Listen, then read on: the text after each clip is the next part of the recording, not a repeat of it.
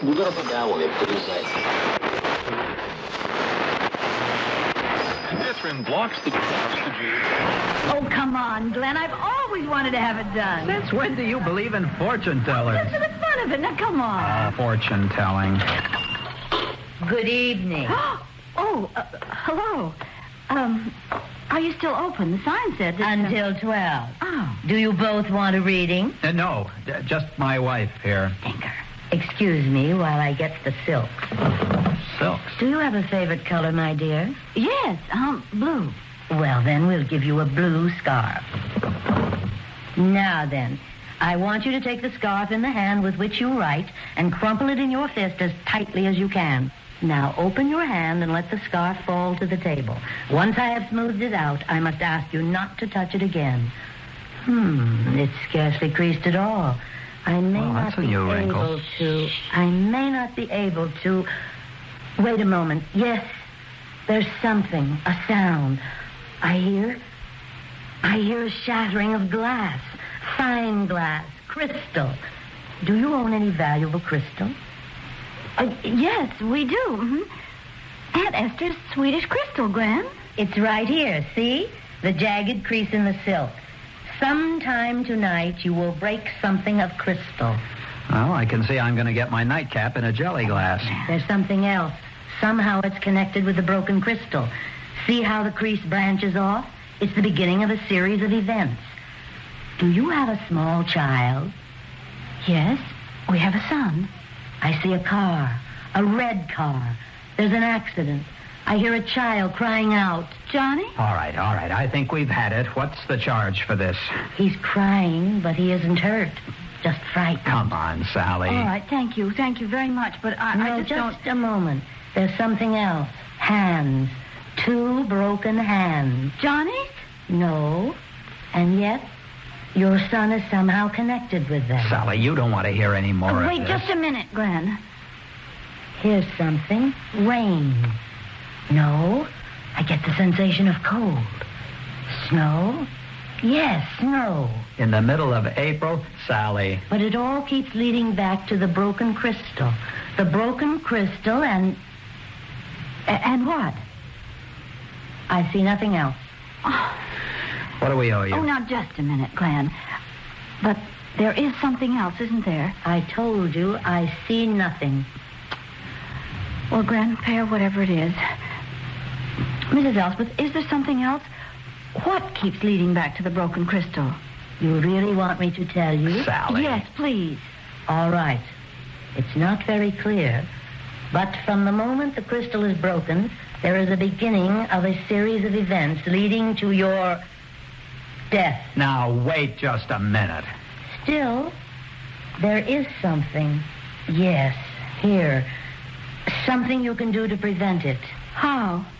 How much is your life worth to you, my dear? Oh, now, what are you trying to pull off here? Sally, we're getting out now, and she's just lucky I don't pull this bat's nest down around her ears. I'm an old woman. There's nothing more anyone can do to me. I've told you what I saw in the silk. Your wife will die violently unless she takes the necessary steps to prevent it. I can tell you what they are. Sure you can. How much do you want?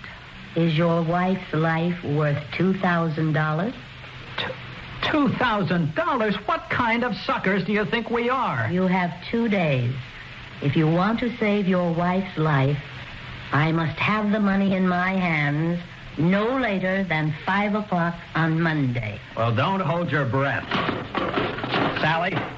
5 o'clock Monday.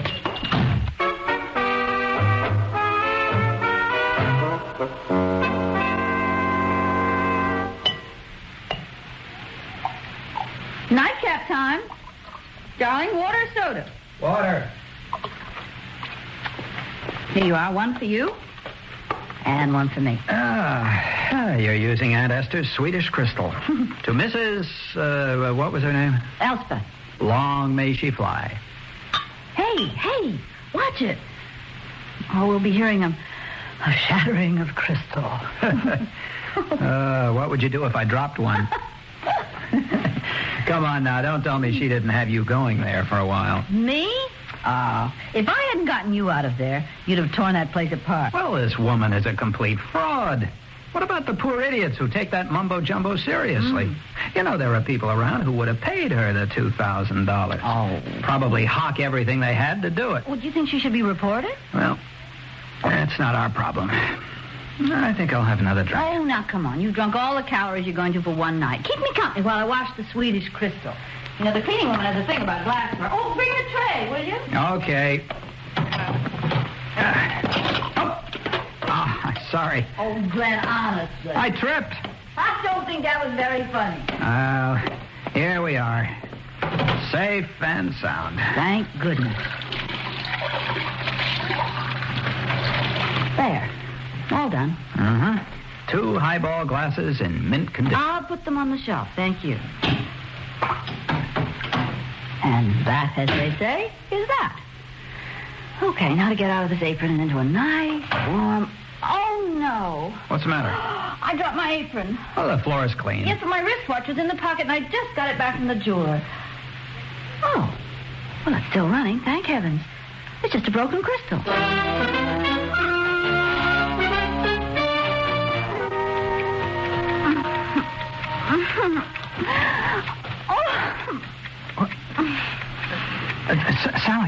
Sally, what's the matter? Honey, are you all right? Glenn? Oh, Glenn.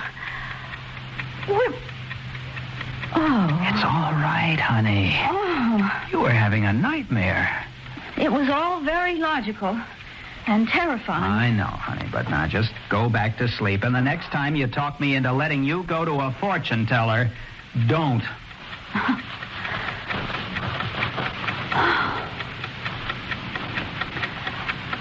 Glenn? The window pane wasn't crystal. But I just thought, you know what was? My watch. The crystal on my watch broke tonight.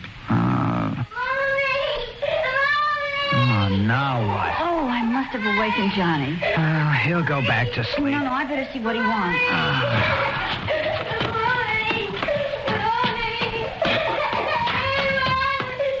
Oh, what is it, dear? Oh, darling, are you thirsty? Oh, darling. Mommy will get you a glass of water. Sally? Sally, what's the matter? Oh, Glenn, turn on the light, will you? What happened? I'm all right. I just tripped on one of Johnny's toys. I think it's all right, darling. You know, I think I sprained my ankle. Yeah, let's have a look. Nothing seems to be broken. What did you trip on? I don't know. Here it is. It's fire engine. You should be told not to leave his things scattered. I see a car, a red car. There's an accident. Glenn, the accident. You remember she said a car, a red... Glenn, couldn't a fire engine be called a red car? Oh, now, darling, that's enough of all this nonsense. Please, now. I'll get Johnny a drink and help you back to bed. I'm not really hurt. It's Please, Sally, please. Now, when we wake up in the morning, let's forget all this foolishness.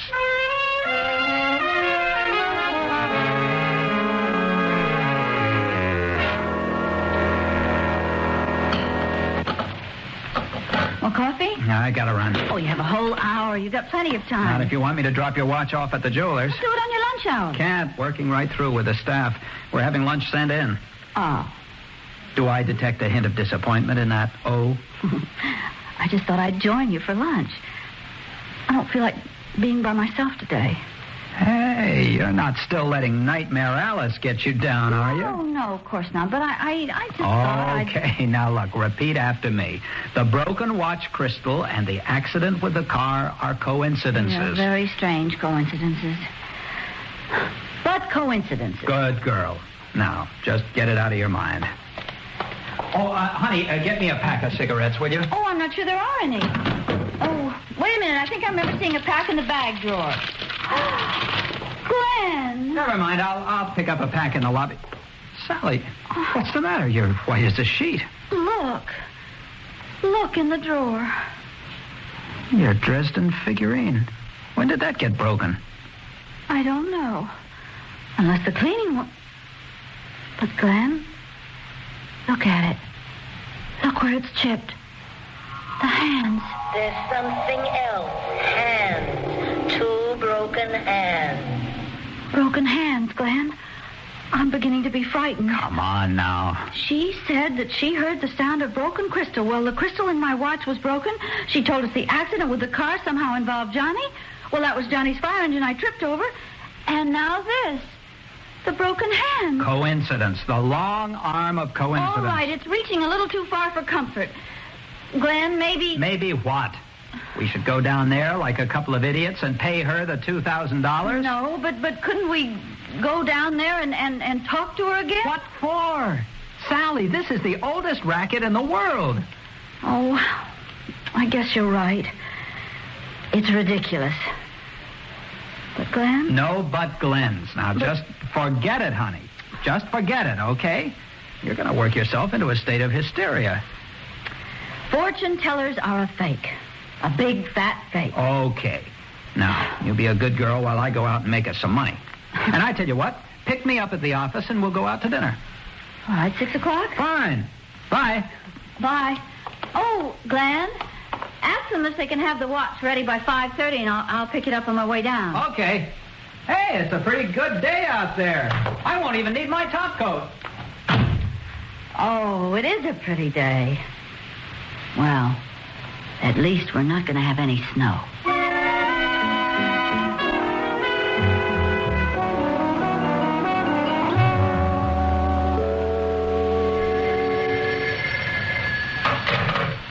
This is the Young residence. Lucy, let me speak to Mrs. Young.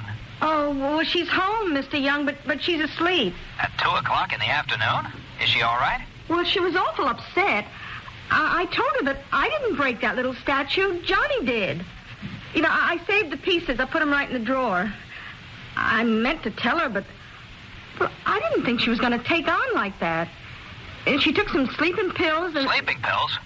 I've never seen her this upset. Lucy, when Mrs. Young wakes up, tell her to meet me at Johnson's Bar instead of the office. Have you got that? Johnson's Bar. Yeah, I got it. Oh, and Lucy, tell her to make it 6:30 instead of 6. There's someone I have to see first.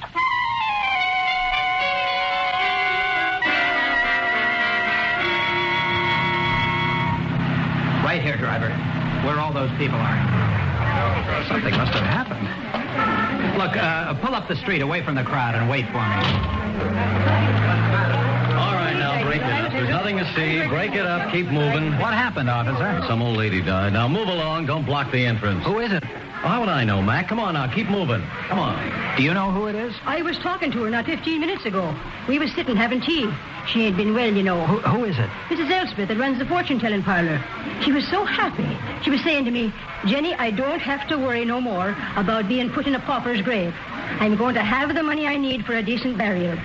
$2,000, she said. Though where she thought it was coming from, I couldn't tell you. What time did she die? You a relative? No, I just wondered. Well, I can tell you exactly if it's that important to you. 5 minutes after 5, exactly. I must have the money in my hands no later than 5 o'clock Monday. 5 o'clock Monday. I know it was 5 after 5 because we was listening to the 5 o'clock news at the time. And she was sitting there with one eye on the window, expecting heaven knows what. And when the news was over, she just turned off the radio, sat down in her chair, and closed her eyes, the poor soul. Can't imagine where she thought she was going to get her funeral money. $2,000. Where to now, mister? Back uptown. You know where Johnson's Bar is? Sure. Hey, what do you know about that? Snow. Look at it come down. Snow. In the middle of April. Now I've seen everything. Never mind the bar, driver. I've got to get home as fast as I can.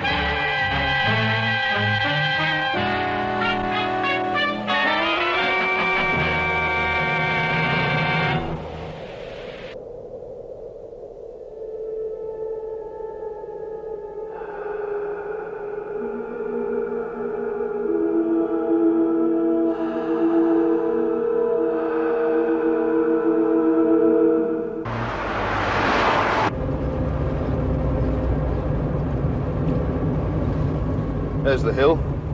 Pretty phantasmagorical. Pretty what? Pretty phantasmagorical. With an F. which means more fantastic than fantastic. Rubbish. It's PH, as in phantasmagoria, a series of illusions or phantoms.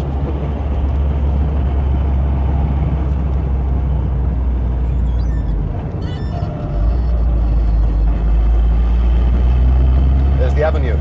The Milbury Stones. The books say they were erected about 3000 BC. Maybe even earlier. So they're older than Stonehenge. Probably. By the time Stonehenge was completed, people had been worshipping here for 1,000 years or more. Worshipping what? The sun, maybe? Here's the circle. With the village inside it. Scary. What is? Not known anybody. Oh, you soon will. Suppose they all turn out to be nutters. Do we have to stay the whole 3 months? Yes, we do.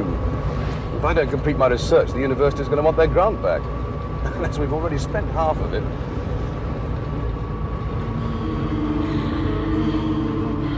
Dad, stop!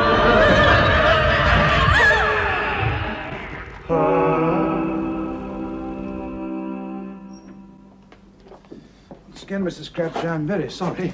I just didn't see you. Never mind, sir. No harm done. We didn't expect to be met. Oh, well, it was Mr. Hendrick's idea, sir. He thought you might not find us so easily. That's very kind of him. And you. No trouble, sir. After all, we didn't have you here. I'd have no one to look after, would I? True. By the way, sir, this stuff arrived yesterday. I told the men to leave it where it is for the time being. 1, 2, 3. Yes, it's all present. No damage, is there, sir? China, would it be? Or glass? No, Mrs. Crabtree, not china. All glass. Oh. Well, you'll be wanting your tea, I expect. And some of my chocolate cake. I've never known you refuse an offer like that before. Oh, yes, please. You'll get used to it. Oh, Matt, go and get the rest of the cases in the car, will you, so I keep this lot? Right.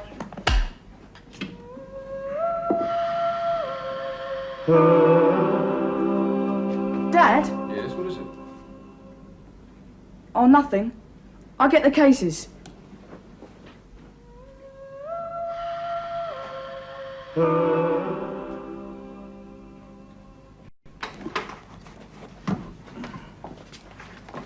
Oh, I'm sorry.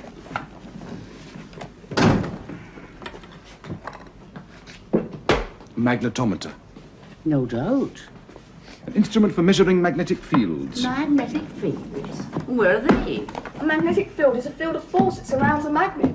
Oh, we've got no magnets here. That's where you're wrong, Mrs. Crabtree. You've got at least 53. The stones, the standing stones. Each one a source of great magnetic power. The stones? I never heard that. How do you know? That's my job. Well, the stones. Well, I never. So you've come to measure our stones. Well, I never.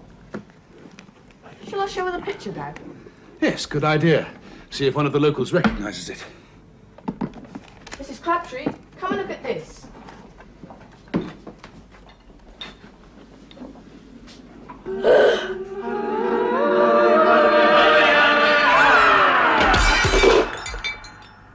Good Lord, Mrs. Crabtree. Thank you, Matt.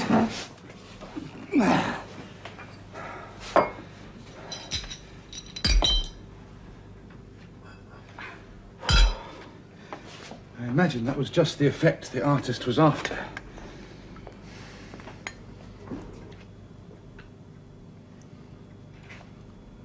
Hardly an auspicious start to your tenancy, Professor Brick. Mr. Hendrick? Just so. Not a good time for the landlord to appear, hmm? Have we another pot, Mrs. Crabtree? Oh, yes, sir. Well, then, if you've quite recovered. A tea for 3, please, Mrs. Crabtree. And I rather think you could do with a cup yourself. Yes, sir. Happy day, sir.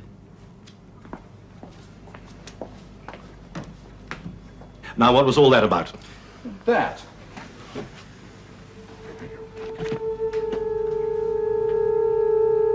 Where did you get this? My son found it in a junk shop. Your name, young man? Matthew. Matthew Brake, sir. What made you buy it? I just knew I wanted it. It was about a year ago, before I knew I was coming here. Now I think it looks like the country round this village. There's the hill. And that would be the start of the avenue. Yes, there is a resemblance. What do you suppose it represents? Some ancient ceremony, perhaps? Dad says Milby could have looked like that in the old days. It's very raw, powerful. Have you ever seen anything like it? Nothing. It's very early. Good groundwork on wood panel. When there's an inscription. Quod non est, similo, dissimiloque, quod est. Which means? Something like, I deny the existence of that which exists. Excellent. With or without help? With. I deny the existence of that which exists. Remarkably futile statement, don't you think? Like refusing to believe what one knows to be true.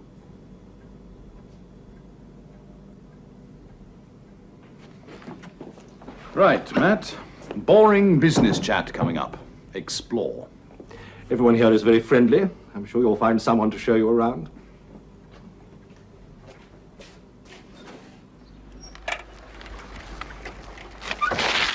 Hello. Hello. Come here a ride? Where to? Oh, just round the village. Show you the sights. I haven't got a bike. Oh, there's one in the shed.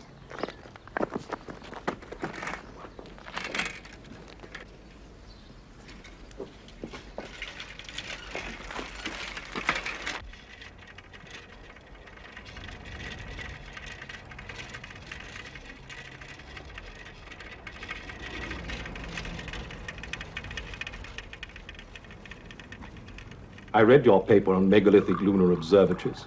I was very impressed. Checking my references as a tenant? Oh, my dear fellow, don't be so modest. Anyone with the faintest interest in astrophysics has heard of Adam Brake. We must have more than a faint interest to have come across the observatories paper. I dabble, you know. It's difficult not to speculate. Inside the circle. Odd, that. Odd? Matthew coming across that picture. Perhaps the picture came across him.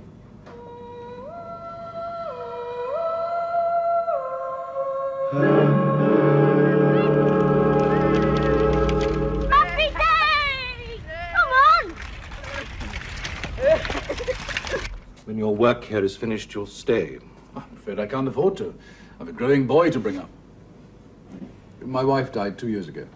I'm sorry. I have Matthew. He's a great consolation. How did he take it? Very well at first, but... But what? Well, I found it was unwise to let him handle any of my wife's possessions, her books, things like that. He began remembering incidents with her in incredible detail. It's morbid, really. Perhaps the change of scene will help. I hope so. Another reason for your staying on.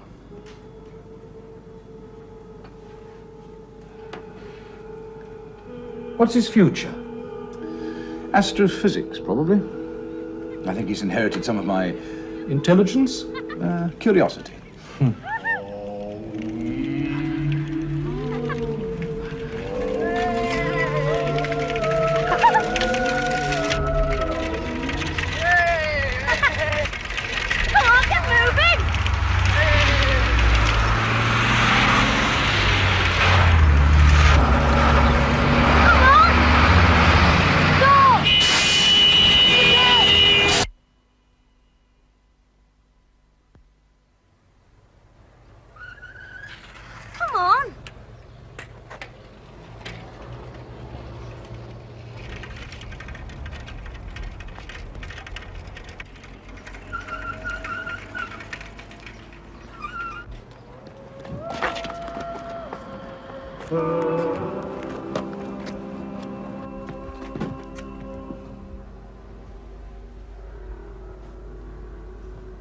Happy day, Mrs. Warner. Happy day, Bob. Cornets for two? Malt ice cream? No, Bob, no thanks. Two, please, Mrs. Warner. Vanilla? And chocolate. Vanilla and chocolate. Right.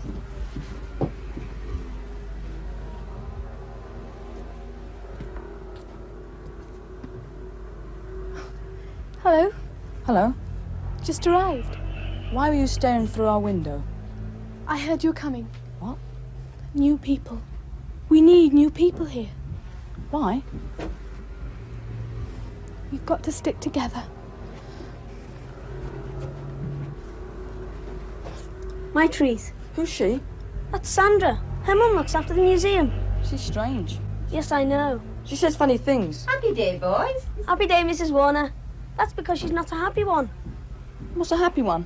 Someone who's happy, of course.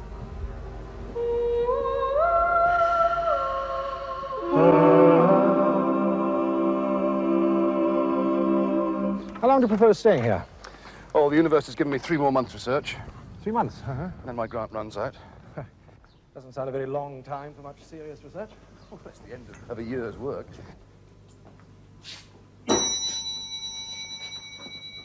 Ah, George, I brought you a new customer, Mr. Brake. He's with us for a while. Our drinking man, I hope. I'll have a whiskey. 2 large ones, if you please. Right, sir.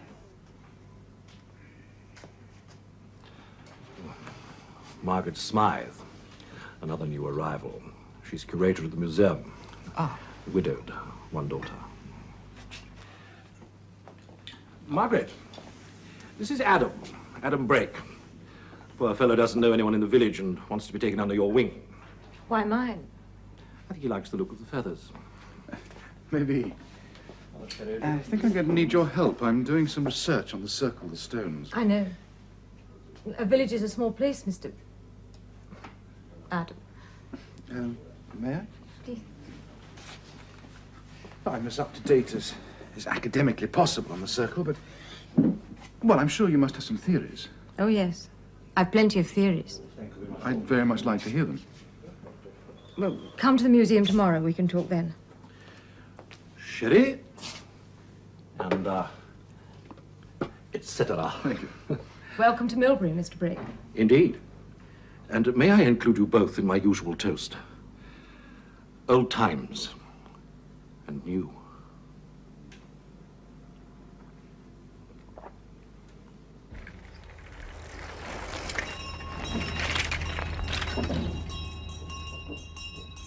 No, that's not.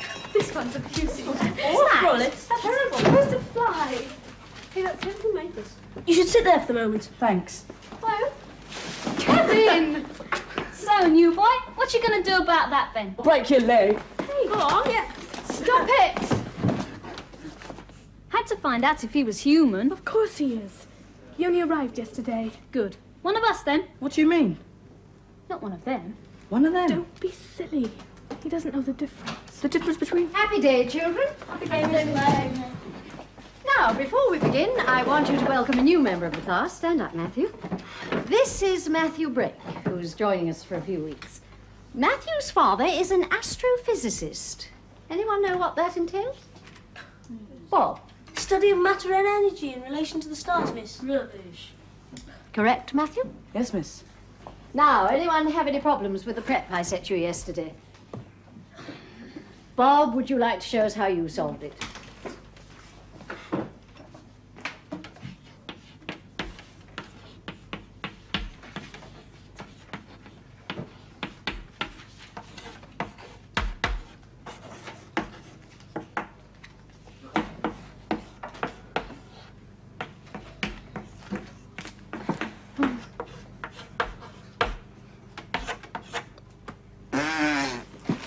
Good.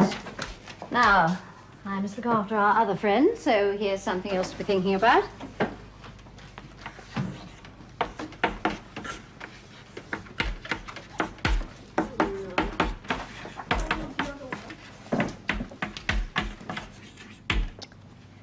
Right? Off you go. Miss Clegg? Oh, not you, Matthew. We'll start you on something else, shall we? Just to see how you get on. Some of us have difficulty even with the simple stuff, don't we, Sandra? And I suppose it's no use asking to see your work, Jimmo. Figures are not your strong point, are they? Have you any idea what 1 and 1 mean? His dad's a farmer, miss. Explain yourself.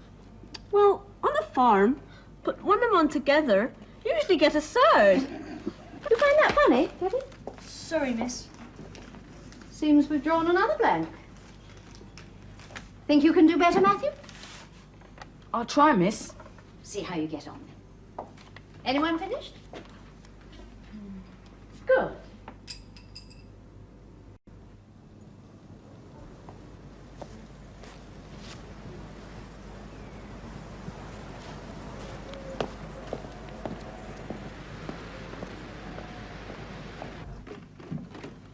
morning. Oh, good morning. Oh, not happy day.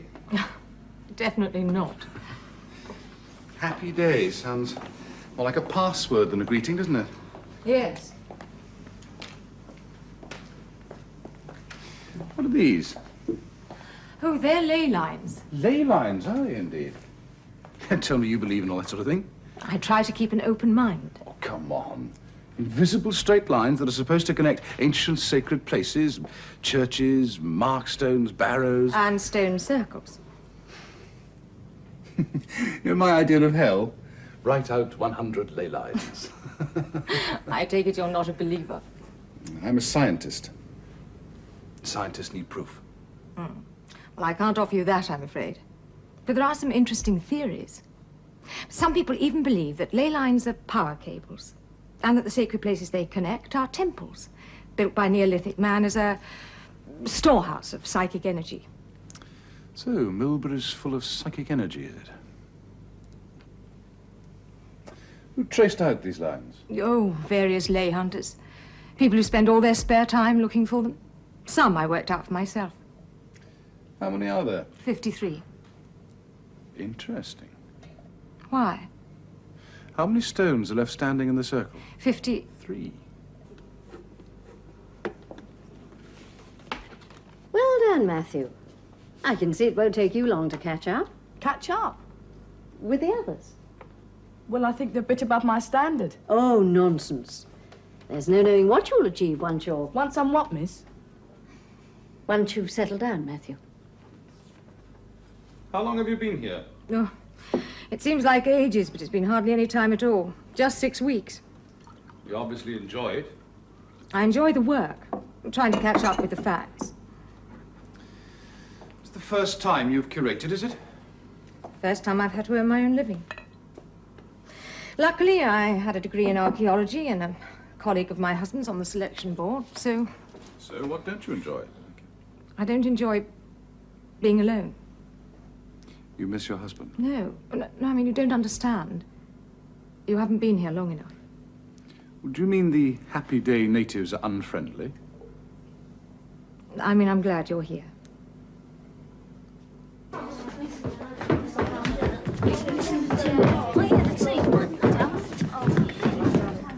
I've been dropped. I'm not in the team. Well, what did you expect? I scored twice. Marvellous, isn't it? Top scorer and you get dropped. You argued with decisions. That's no way to be happy. Happy? That striker deliberately fouled me and the ref took no notice. Well, perhaps he was unsighted. Perhaps he was stone blind. Well, you certainly told him so. Did it make you feel better? I'll tell you what would make me feel better. Go on then, thump me.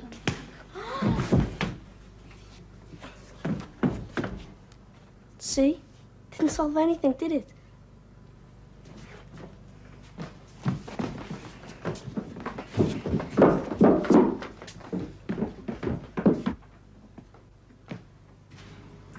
All right, Mrs. Smythe, would you care to summarize? Certainly, Professor. The stones are undressed sarsen, weighing approximately 40 tons each.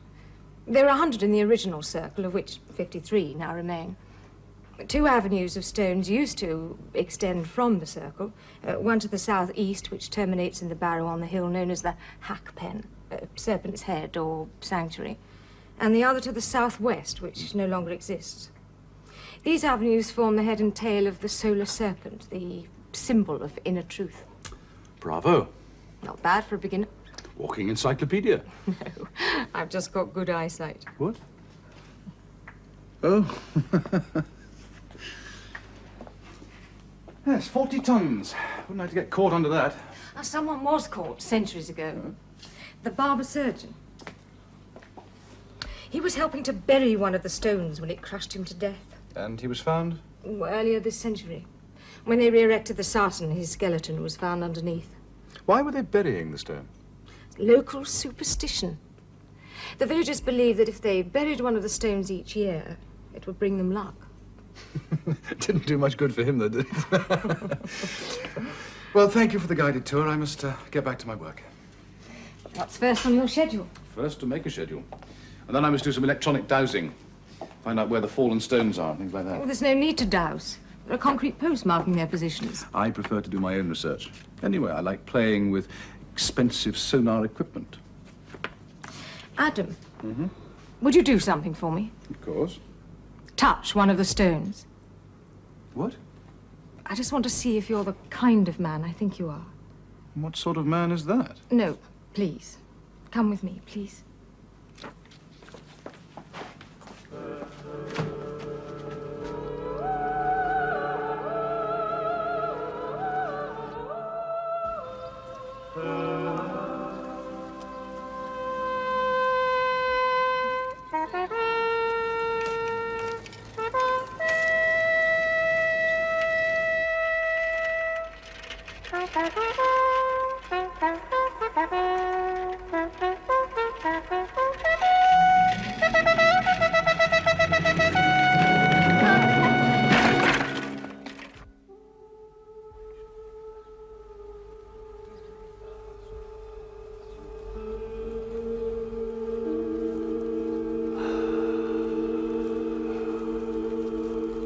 And you just want me to touch it?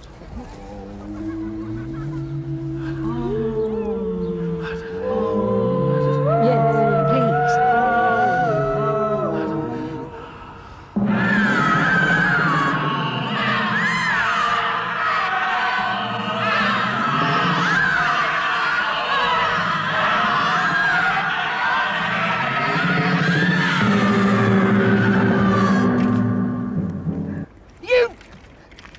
You nutter! Look at my bike! You stupid old fool! Look at my jacket! Go on, swear a bit. Call me words. Oh no, the village idiot. Just my luck. What do you mean? Get out of my way before I whack what's left of this bike round your straggy neck. You're different then. What do you mean? Not mindless like the others. What's your name? Matthew. Friends are few and far between around here, Matthew. If you want one, go to the sanctuary. And wait. They will know. There, I'll find you. Adam. Adam. Oh, thank the gods you're all right. It was stupid of me. I had no idea the reaction would be so violent. Oh, look, here's some water. This is no time of day to be taking a bath. In that cupboard you'll find a bottle of scotch and a glass. A large glass.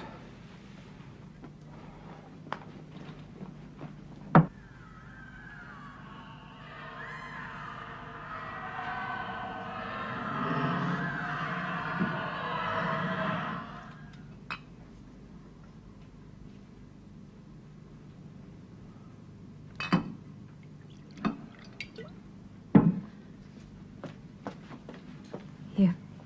Thank you. Have one yourself. No, I don't like it. I hate to ask, but what happened? You don't know. You don't remember. I'm not sure what I remember.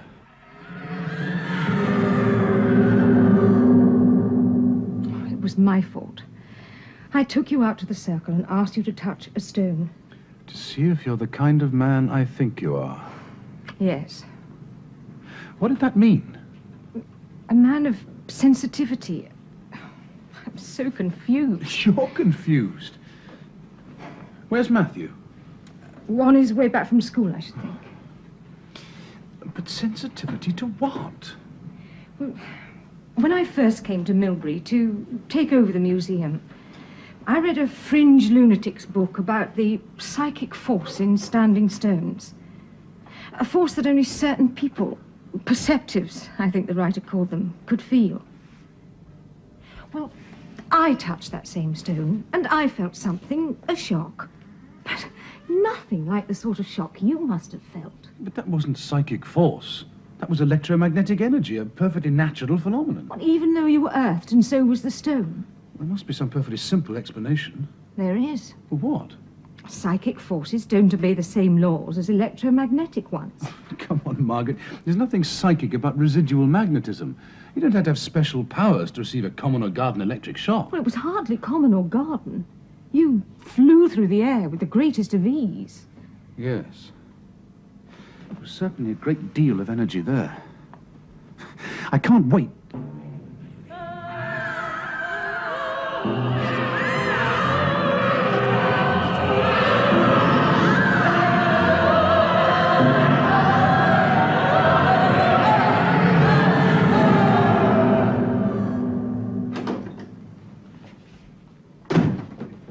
Matthew, are you all right? Are you hurt? No, Dad. I've just fell off my bike. You certainly made a mess of that bike, didn't you? It's never exactly Tour de France. Well, if it's on the cottage inventory, you can pay for it out of your own allowance. Maybe I can sell the wreckage. The Tate Gallery might buy it. Dad, this stone doesn't look upright. Neither do the others. What do you expect after 4,000 years? Now leave this, I'll do it.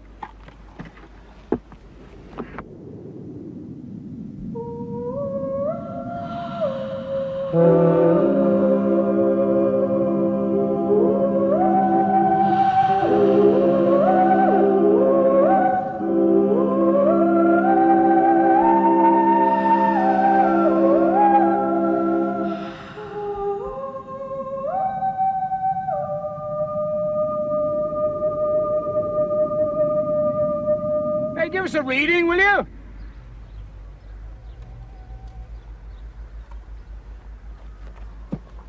Yeah.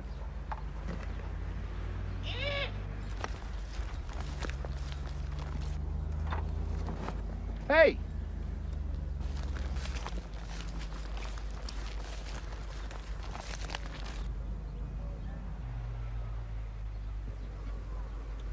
Come on!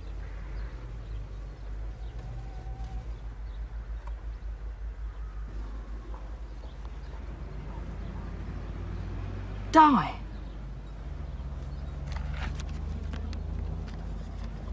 Come on!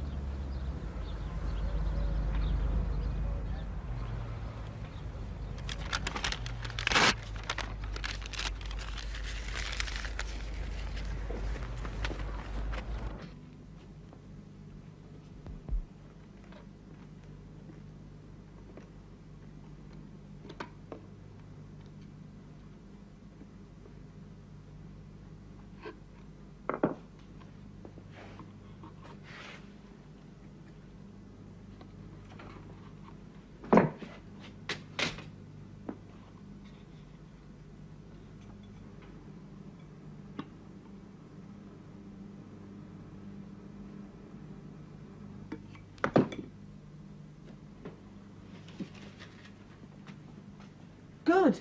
Come in.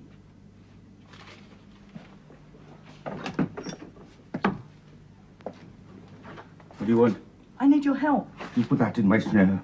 Seemed a good idea to use it as a post box. You let my supper go. Supper? Come in. No rabbit for supper tonight, no coon if I die. Set enough for a pair of pigeons, that's it. Or rooks. Well, how about a piece of chicken? Tomatoes, bread and cheese, good cheddar and fruit. Got a bit of cider. Help yourself. Sexton? No, theodolite. What do you know about theodolites? You cook this chicken. Mrs. Crabtree, what's wrong with it? How should I know? I'm no vet. I'm certainly dead. You need proper support for a plain table. Know anything about surveying? I don't. Next time, bit of tarragon under the skin, wild garlic, and an old potato inside. Keep it moist. Well, do you? Yes. If I haven't forgotten, I used to be a miner. A coal miner? Gold. I've dug for everything. Dug holes in the water for fish, I have. Dug holes in the earth for bones. What do you want to survey? The circle. The stones. It's been done. Don't meddle with the stones. Got any nuts? No. The stones all seem to lean slightly towards the centre. My father reckons it's weathering or subsidence. But I was wondering, do they all lean at the same angle? And if they do, what then? I don't know, I'm not sure. Just nosy, leave the stones alone. But if they do align, It'll be too much to pass them off as coincidence, won't it? And if they don't, if your father's right, what then? Well, want to buy a homemade theodolite, one careful owner?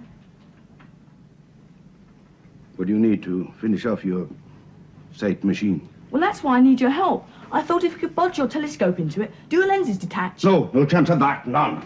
Listen, Di, there's lots of important figures my father and I have to collect. The only way we're going to get this particular set is if you help me. Please?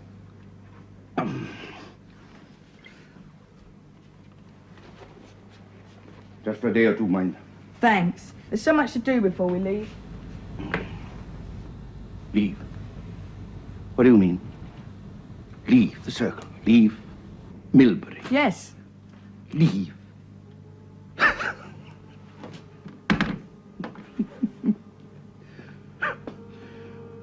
Leave the stones. You never will. What do you mean? Nobody leaves the circle. Nonsense. You leave, you come and go as you please. Where do I go? The avenue, the sanctuary, the barrow. Never get away from the stones. Never get beyond their sight, boy. Never out of their grasp.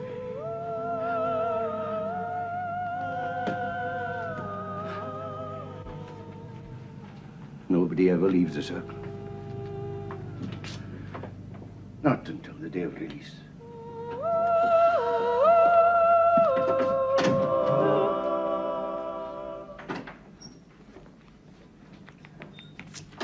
Oh, Matt. Come and have a look at this. Rock. The whole circle seems to have a rock base. And the interesting thing is there's a definite declivity towards the centre. It's as if there were a giant dish under the ground with the stones marking the perimeter. And no other rock in the area? Chalk? Chalk? Gravel? Shale? Is it a natural outcrop? I don't know. It's interesting, though, isn't it? And no previous report of the fact? No one spotted the dish before? The Geological Service don't go back all that far. I should imagine by the time they started digging round here, the authorities had the circle well and truly protected from the Spade and Wellies Brigade, but it's only with our sonics that we can get that deep, at least within the circle. What about alignment? Done anything on that? Now, there's another interesting thing. Most stone circles are aligned either to the sun or the moon, right? Summer solstice, winter solstice, or both. I mean, for instance, Stonehenge is aligned for both solar and lunar predictions, but this one isn't. What about other major stars? Planets? Well, these are only early figures. I'd like you to check the calculations. But there's no obvious path of alignment. Puzzle, puzzle. Exactly. No stone circle was constructed at random. I'm afraid I've come up against another dead end, too. What's that? My own invention. I got the telescope from that old nutter Di. Genius. I thought the stones were leaning, remember? You made this yourself, did you? It's crude, but serviceable. I thought I was onto something, but I was wrong. The stones are actually upright. Dead upright. 90 degrees. All of them?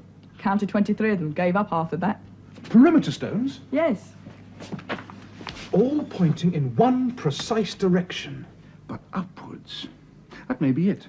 You may be onto something, Matt. I don't believe it. I mean, no other circle has a consistent 90-degree alignment. If the dish was designed as a receiver for those psychic forces of yours, then it follows that the signals must come from a source directly above it. Almost like radio waves. And they designed all this in Neolithic times. The mind boggles. It does indeed. To think that the circle could be constructed with that degree of sophistication. 4,000 years ago. What we have here is a primitive jodrell bank, immovably aligned with something up there. And the question is why? Let's worry about that later. See what the observatory can tell us first. There is nothing charted on that alignment path. Nothing. Nothing. Even I won't believe that all this was designed by some Neolithic archpriest to do nothing. Well, it is conceivable there's some obscure power source up there. That may be best left alone. Where would science be if we didn't ask questions? Now, I've asked a friend of mine in Mount Palomar to help. How? By charting the alignment path accurately. Would that take long? Well, not of his catalogues. But Matt's cabling the coordinates to them now. You can't send this, dear. Why not? It's to America, the USA. Mount Palomar Observatory. Why can't I send it? You just can't, that's all. That'd be far too expensive. Here. Have an ice cream with the change. Vanilla. Well, I don't know. Young people.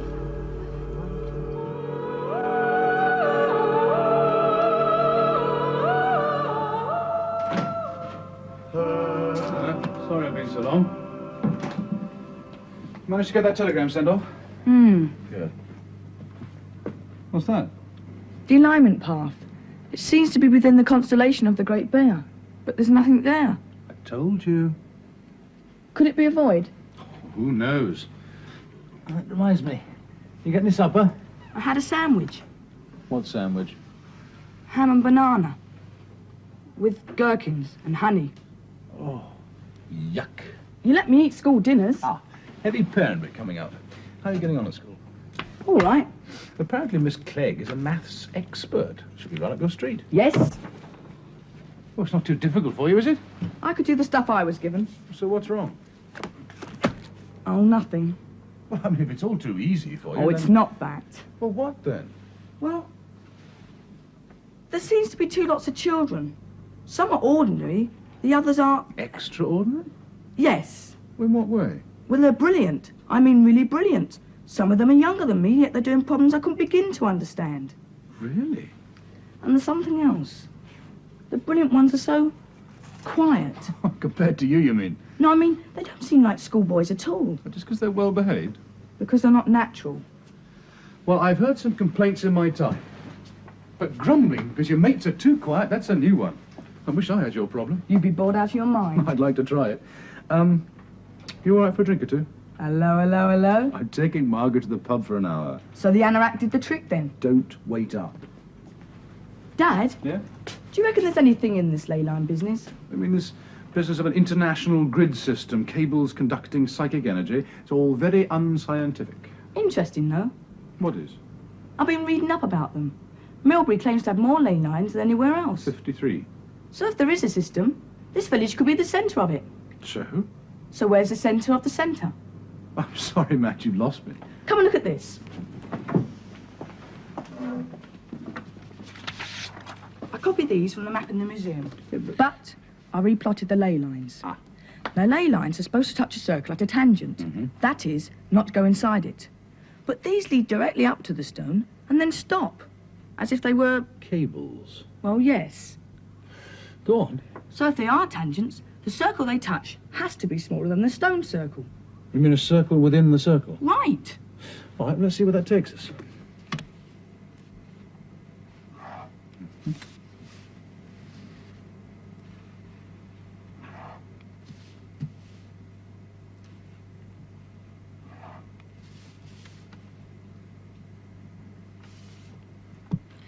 A house?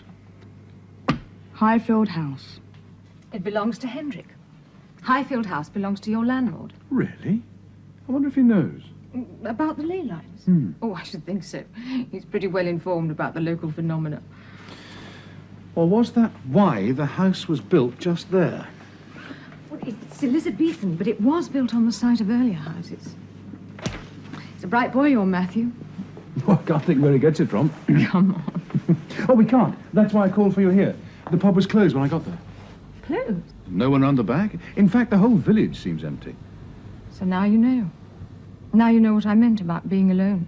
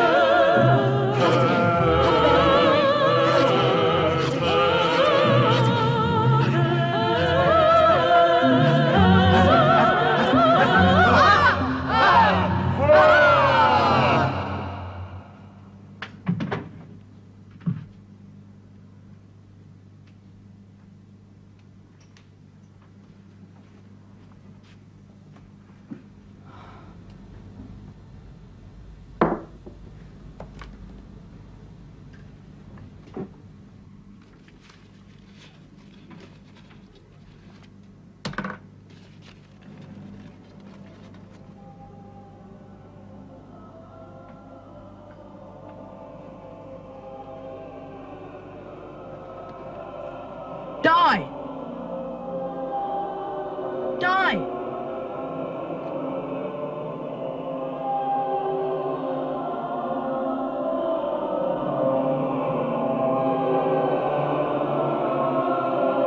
Same thing happened about a month ago. One night, everyone just disappeared. My guess is they turned into werewolves. At least there'd be an explanation. The only people about last time were Dr. Lyle and a farmer called Browning. They've both got sons at school with Matthew, by the way. We were at the farm, just having dinner together, getting to know one another. Well, what did they make of it? They had no idea. I mean, they were just... They were what? Margaret? They were just... But they were recent arrivals, too.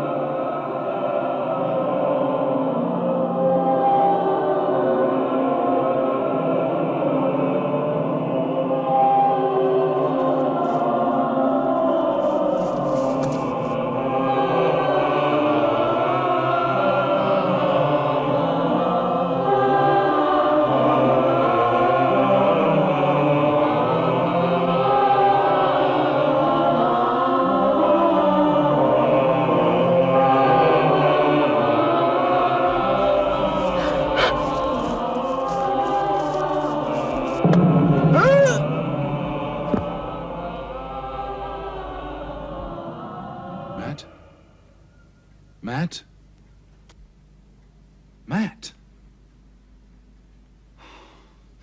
Hello, Matt. Dad.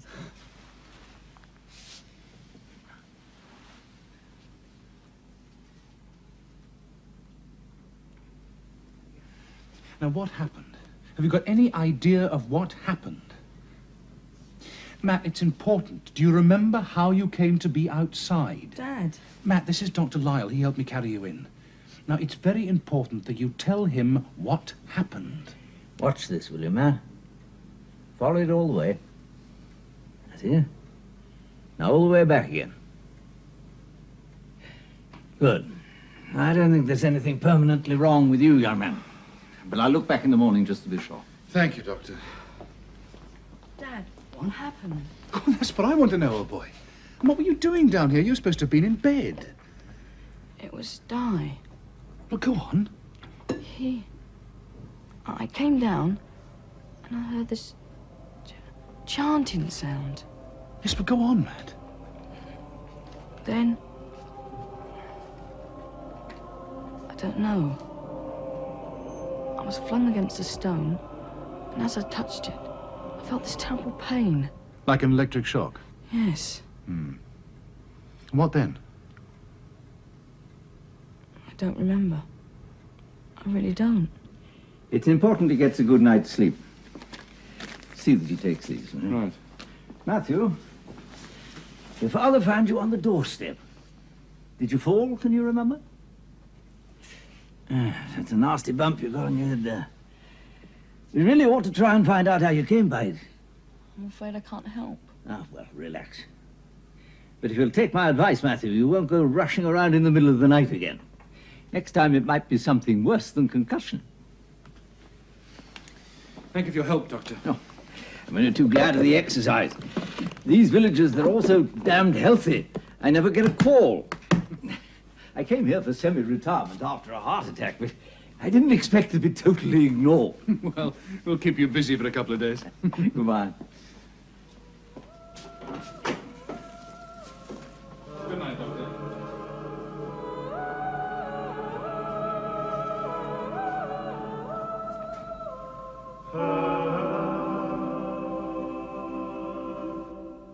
Thank you, Mrs. Crabtree. That smells delicious.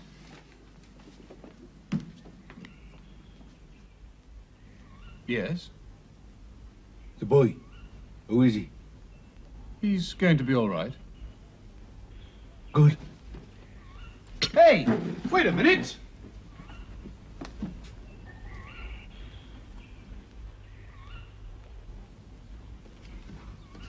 Oh, morning, Matt. How do you feel? It was Di. Some man wanted to know how you were. Yes, it was Di. Well, who's Di? He said he was a friend. Sit. Do you want to eat? Please. Was he the man that tied the handkerchief round your head? Could have been, Dad. I told you. The last thing I remember was those people standing in a circle. Mrs. Crabtree, Yes, sir. one invalid breakfast, please. Poor dear. How do you feel? Matt, Mrs. Crabtree asked you how you felt.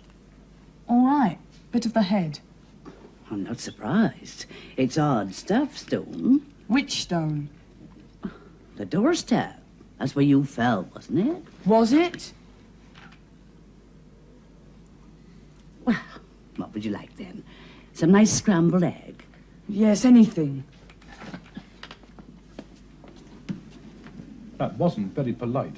She was there, Dad. Part of the circle. You sure? You sure didn't dream it? You found me on the doorstep. Did you dream that? Could have been sleepwalking. You don't understand. It happened just as I said. And the painting coming to life, did that happen too? Yes. Right. And don't get upset. I mean, what you saw is probably some traditional local ceremony.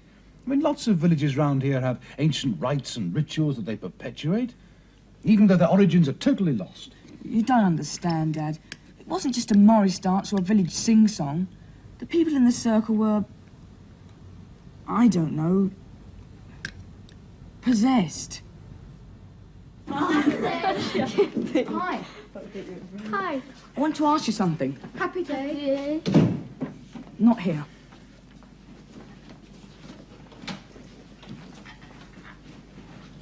What's that all about? New people having to stick together. What do you mean? You said that when we first met. Well, we do. Okay, why? For protection. Protection? Protection against what? Oh, I don't know, really. You told Kevin I must be human because I'd only just arrived. That's right. So after people have been here for a while, they aren't human anymore, like those children in there. Yes, something seems to happen to them. I don't know what it is, but something seems to happen. They change. Oh, you must have noticed. Some of us are normal and the rest are happy ones. Yes. But they don't seem happy. Oh, I know, they always behave well. Never lose their tempers, always shine in class. But they're like... Zombies. Yes, robots, puppets. Come on, we better go. There's a man called Di. Do you know him? The poacher. He's potty, I think. Always trying to warn me, telling me to be careful. He told me if I ever needed sanctuary, I could go to him for help. No! If we ever need help, we should go to the sanctuary. The sanctuary, of course. Linnet Barrow. Di lives there. How far is it? At the end of the avenue. Outside the circle? Well, it's outside the village, I suppose. But it's still within the stones, though it's not really inside the circle. It's like some terrible nightmare. It's having a traumatic effect on Matt. Could it be Milbury, as it was? Well, why not? I mean, there's certainly an uncanny resemblance. The stones, the hill. Yes. There are less stones in the picture, of course. The incomplete circle. But there's the avenue leading to the sanctuary. The head of the solar serpent.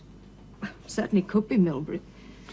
So if the subject is real, it's likely the story it tells has some real significance. It's a reasonable assumption.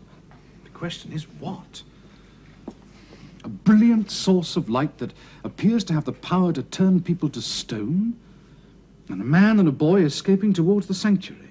Some pagan superstition, perhaps. Beginning as a ritual and ending as terrifying. We're lucky we live in this century. Oh, I don't know. There's a lot we don't understand. Matthew said he saw a ring of people holding hands. That echoes the painting again. I suppose he could have dreamt it, but he seemed very sure. A ring of people holding hands. I didn't know they did that here. Did what? Well, it's known as clipping the church. The parishioners clasp hands and walk round it in a clockwise direction with the sun, and then advance and retreat 3 times. It's an old custom, something to do with renewing one's faith by binding minds and souls together. But it doesn't make sense here. Why not here? Well, the church is deconsecrated. It's in the gift of the manor and hasn't had an incumbent for years. Yes, but according to Matthew, those people were nowhere near the church.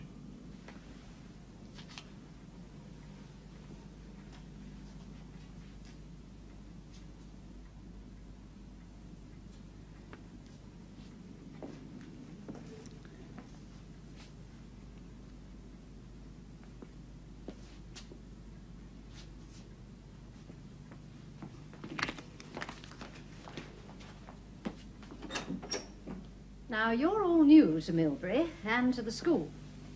And it may be some time before you're able to move to the high table with the others. In the meantime, I thought a little extra work would do you no harm. Although I'm as sorry as you are that it will cut into the weekend. That's why I was dropped from the football. It's her fault. This, for instance, is the standard you will eventually take.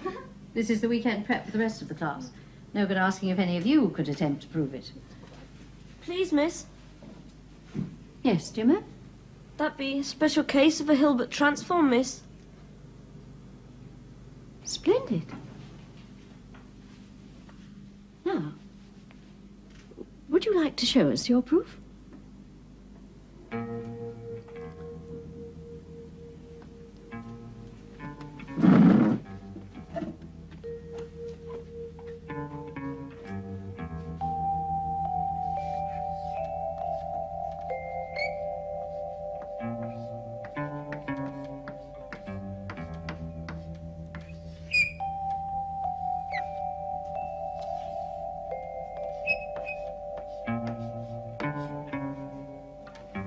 Bravo. We're going to have to make room for Jimmo at the table, aren't we? It seems you finally made the breakthrough at last.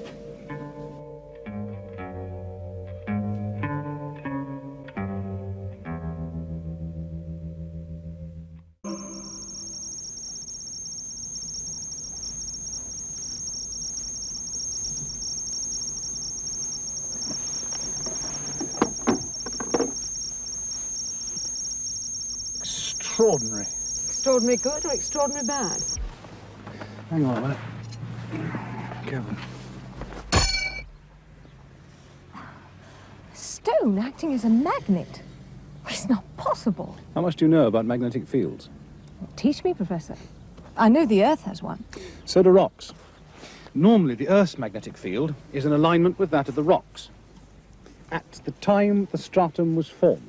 And these aren't. No, these are in alignment with the Earth's present magnetic field. Which means? Which means there's only one possible solution. Some tremendous energy has passed through these stones. Very recently.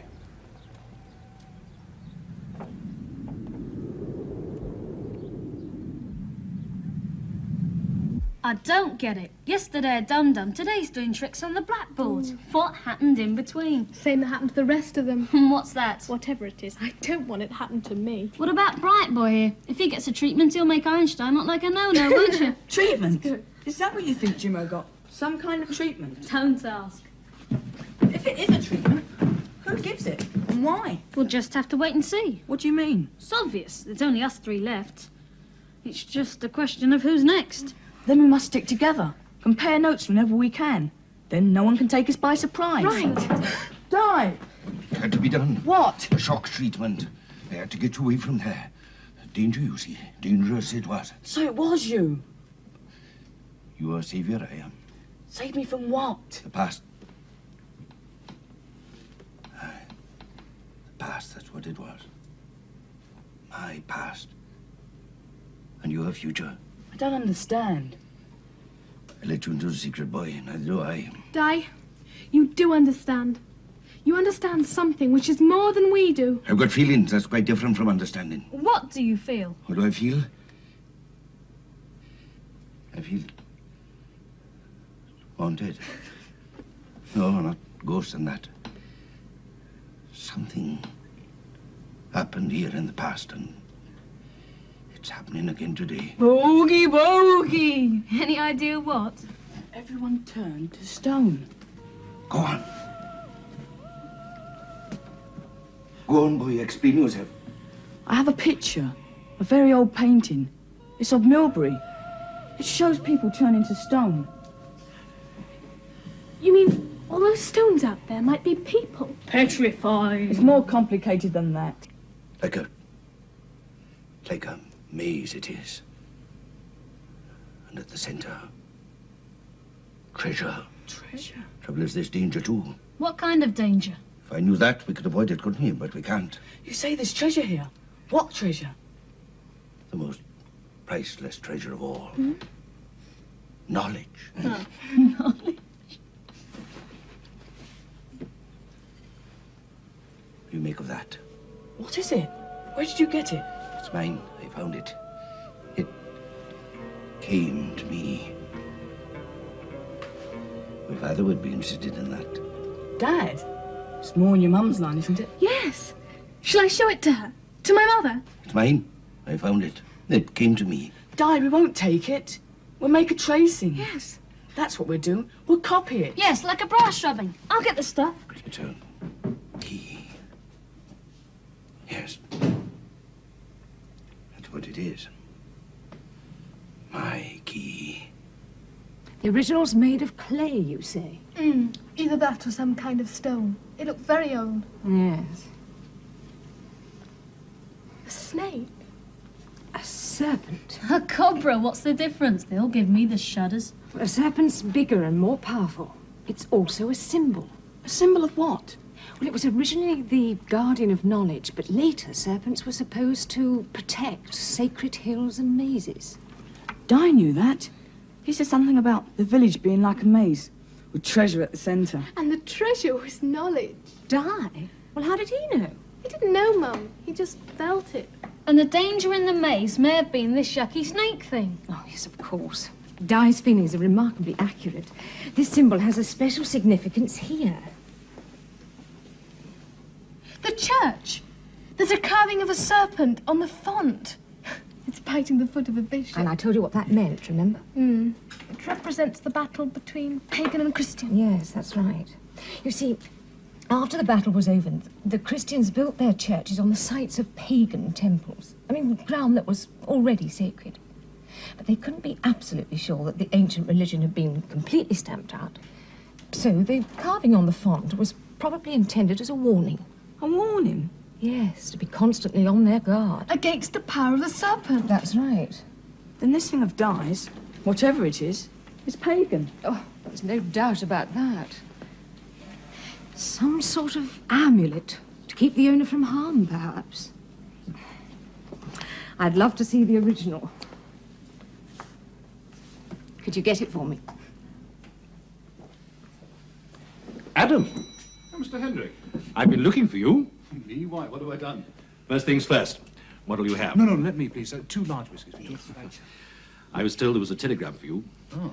I promised to deliver it. Oh, thank you. Will you excuse me?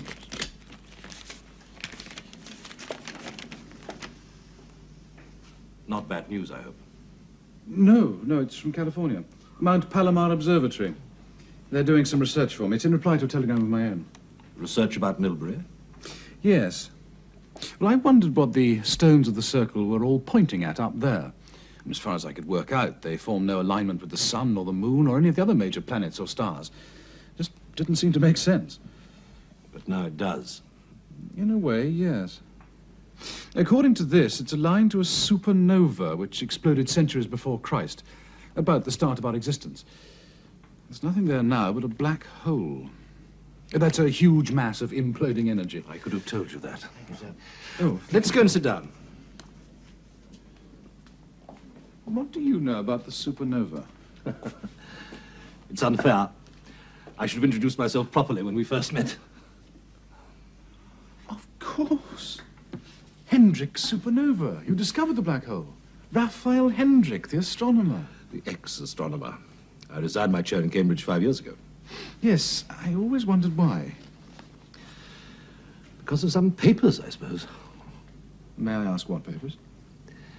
They were given to me by a colleague, written in dog Latin, in a style earlier than Bede's, about 6th century.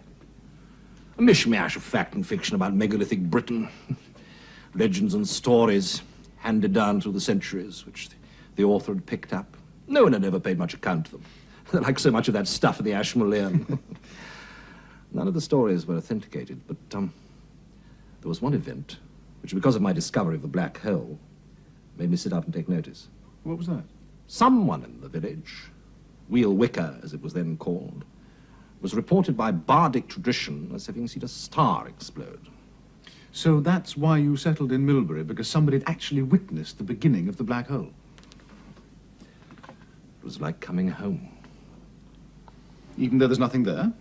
The black hole's there. Gravitational force is so powerful they're beyond our comprehension. No, I meant nothing we can see. Well, that's what's so intriguing, don't you think? To know it's there, and yet not be able to see it. I'm afraid at the moment my interests are more earthbound. You know which constellation it's in? Yes, Sir Major. The Great Bear. And you know, for early man, the bear was an object of veneration. The bear cult is probably as old as any other religion. What are you suggesting it was started by the primitive cave dweller who saw your supernova explode? Primitive cave dweller. I think you do him an injustice. According to legend, he was a visionary, a spiritual leader, a man of destiny. I beg his pardon. I think you might be well advised to do so.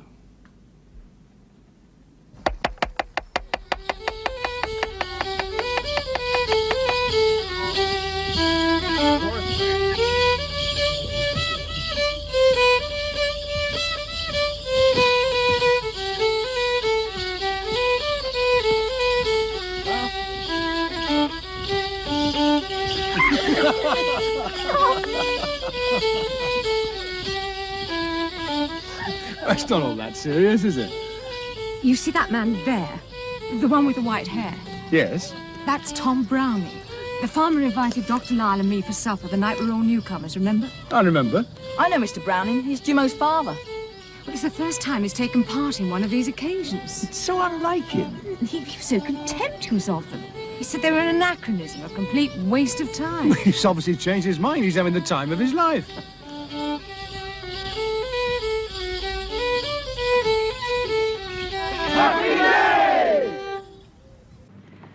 And then there were 6. Oh, let's keep things in perspective. It's not as if we were being killed off one by one. Isn't it? Of course it isn't. What are we so frightened of? What is this disease we're so afraid of catching? Happy dayitis.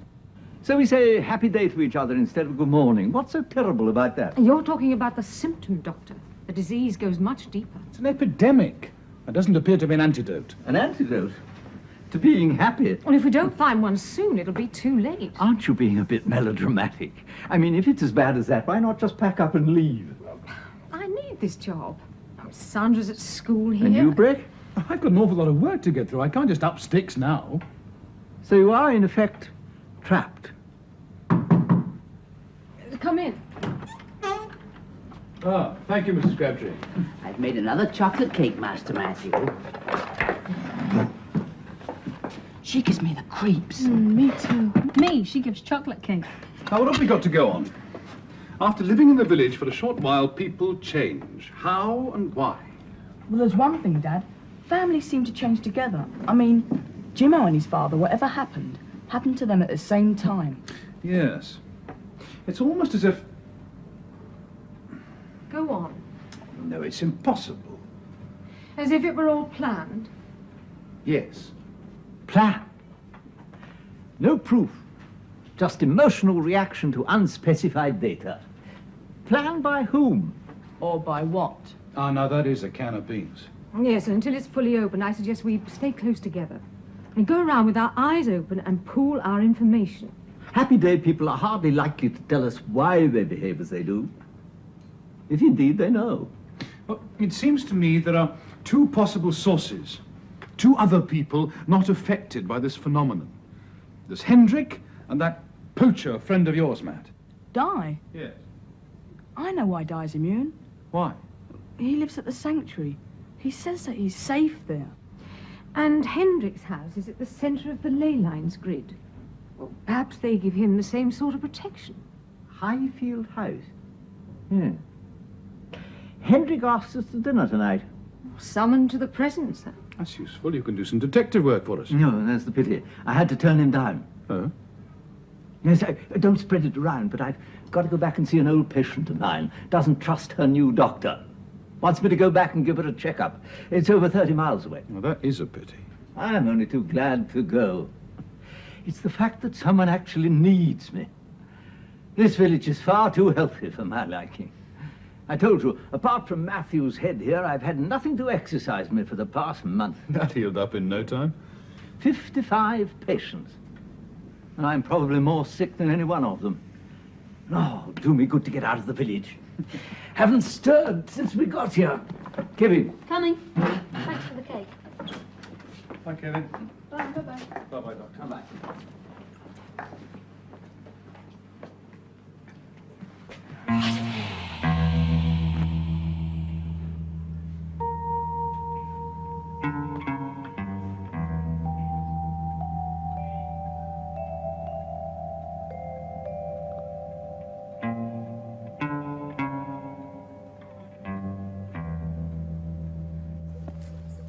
This way? This way. It's Hendrik. I thought you said the church was deconsecrated. Yes, it is. But as Lord of the Manor, he's responsible for its upkeep. Let's have a word with him. Well, I hope you were impressed. With what?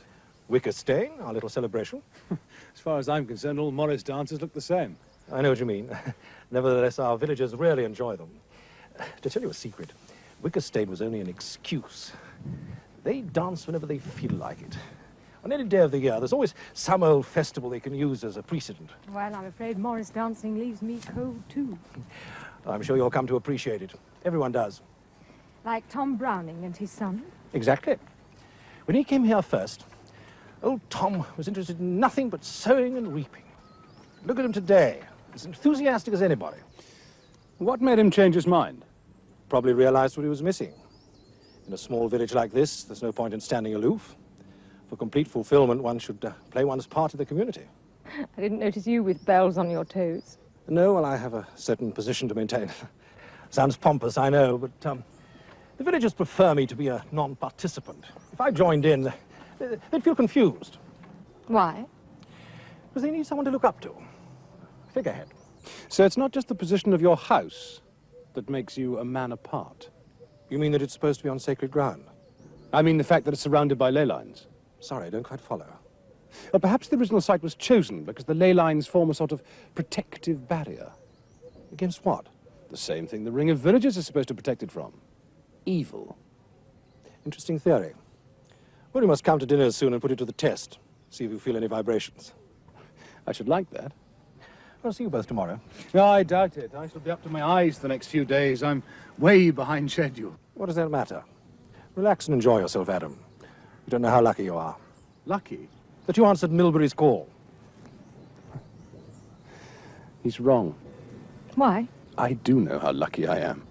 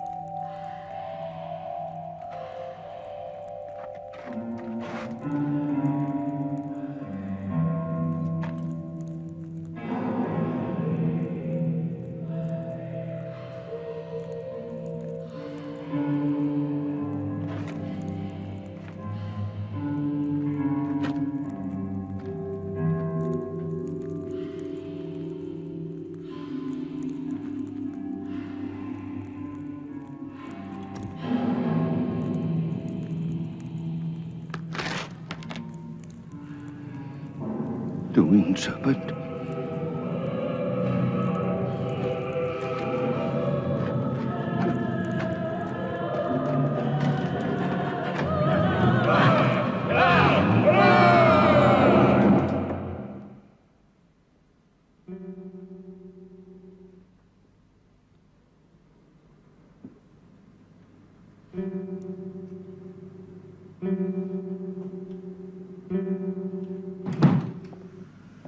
What are you up to? I don't know. Are those Dr. Lyle's? Yes, he forgot them, left them behind. Well, can you drop them back on the way to school in the morning? Dad? They feel funny, In what way? full of static. Well, they're plastic or leather? Leather. I know. First principles, leather's a non-conductor. But it's there. Let me see.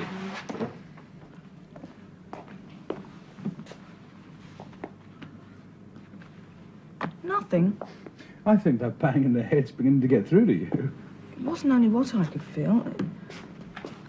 Hey, Matt, what's the matter? It's getting stronger.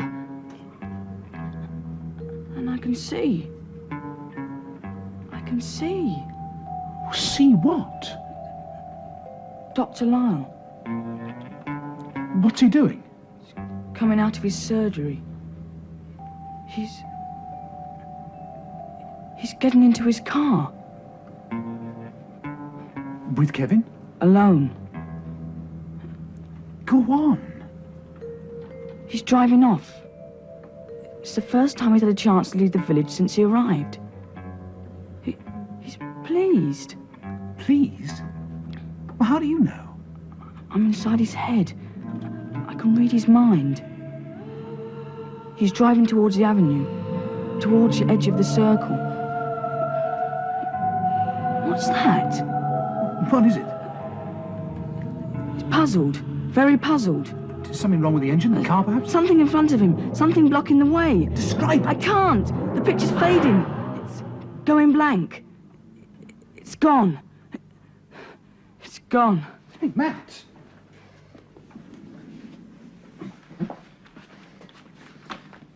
Now, Matt, was all that for real? Did you really see that happening? You saw it? I saw it. Psychometry. What?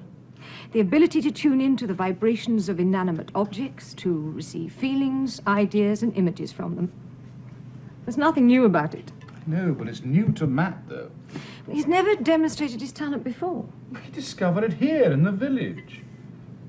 Perhaps that shock he got when he touched the stone affected him more than we realized. Made him start hallucinating. You think that's what his visions were? Hallucinations? I don't know. It's possible it was caused by the residual magnetism in the rock.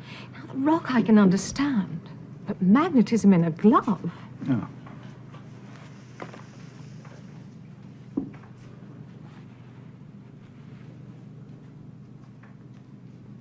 Nothing at all. That does take some explaining. You've checked with Dr. Lyle. I called on the way here, but there was no one in.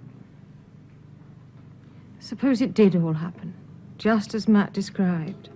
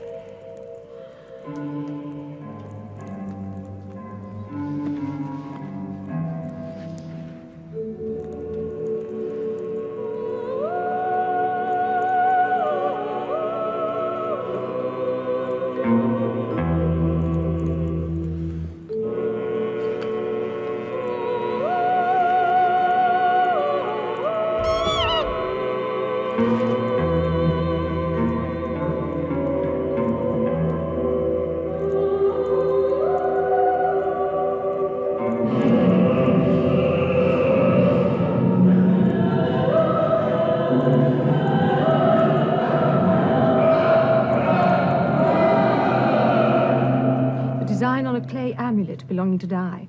The children made a tracing of it. Have you seen the original? No, but after they left, I realized I'd seen one exactly like it. Remember the poor old barber surgeon, crushed to death by the falling sarsen? Well, these fragments were found by his body. Coming! Oh, it's stinking. Careful, careful. I think he'll be there. You nearly got the nose. Just barricaded up. Oh, yeah. Di? Di? Di? Di?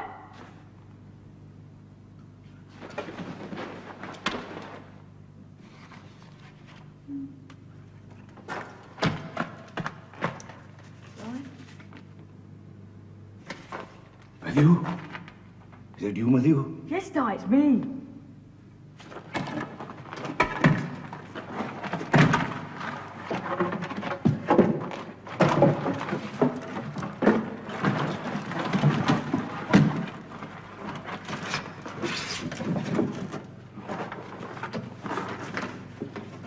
What do you bring him for? My mother asked us to find you. She wants to see that clay thing on the serpentine. But you can't. It's mine. I found it. It came to me. What's he doing here? Don't be silly, Di. He's one of us.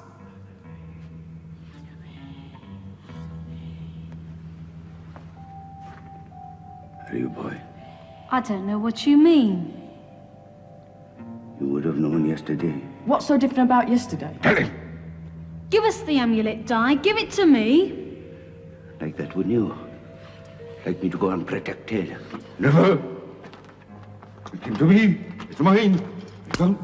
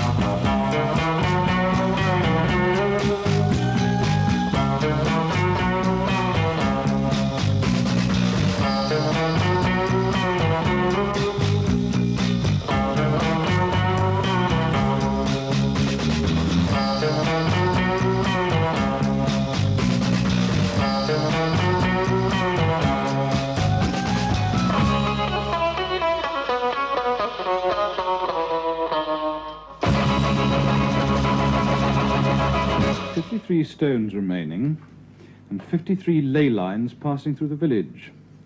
Invisible power cables. Don't tell me you're becoming to believe in it all. I try to keep an open mind. I thought you scientists needed proof. As a rule, yes. I've learned something since coming to Milbury. What's that? There are more things in heaven and earth than are philosophized about in my dreams. Yes, I've learned that too. 53. Is there any significance in the number? I don't know of any. 5 and 3 are supposed to be sacred numbers, but then, of course, so was 7. 53. Something? Coincidence? But before you and Matthew came, The village had 53 inhabitants. Now there are 55. We appear to have thrown a spanner. Dr. Lyle. Just returning these. Oh, thank you. I was trying to get hold of you. Oh, not professionally, I hope. No, just to ask a few questions. You sound like a detective. Hardly. Coffee? Oh, thanks. How kind. What happened to you last night? You know what happened to me last night. Do I? Did you go and see your patient 30-odd miles away? Yes. And nothing happened on the way? Nothing. Nothing went wrong with your car? Any reason why it should? No, it's just that Matthew had this absurd idea. He thought that he could feel what was happening to you. Feel? Yes. How? Oh, I'm sorry. Through these. You left them behind. Oh, thank you. I'm sorry, I don't understand. Psychometry. Oh, I see. Thank you. Yes, I have heard of that. So Matt's a budding psychometrist, is he? He's sure you stopped at the edge of the circle. Why? It's something barring your way. Something in the road, you mean? Yes, yes. Well, I'm sorry to disappoint you. Well, I'm rather relieved, really. I'm not sure that I could cope with a psychometric son. Bit awkward having him know what you were up to every minute of the night and day. Sorry I couldn't be of any help. Happy day to you. What did he say? There he is.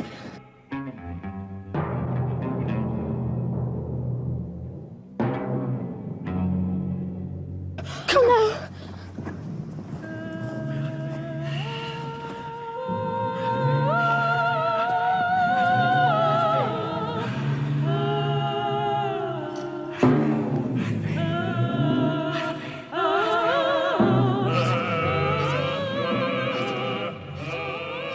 He's not there.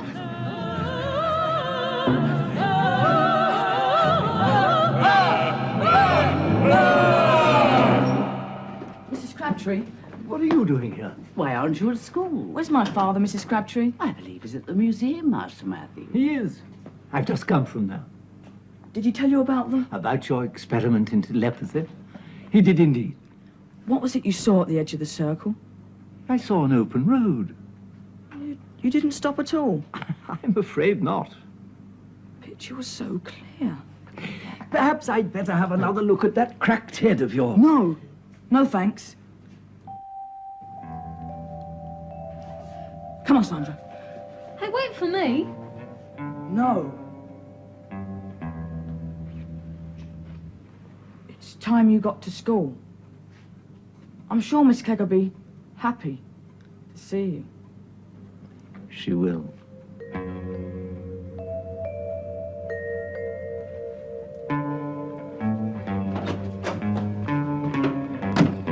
Do you think he's been got at? I knew it. Good enough for me. But how? What was the doctor doing at the cottage? Oh, just talking to Mrs. Crabtree. Right, that's one thing you wouldn't have done yesterday. Where are you going?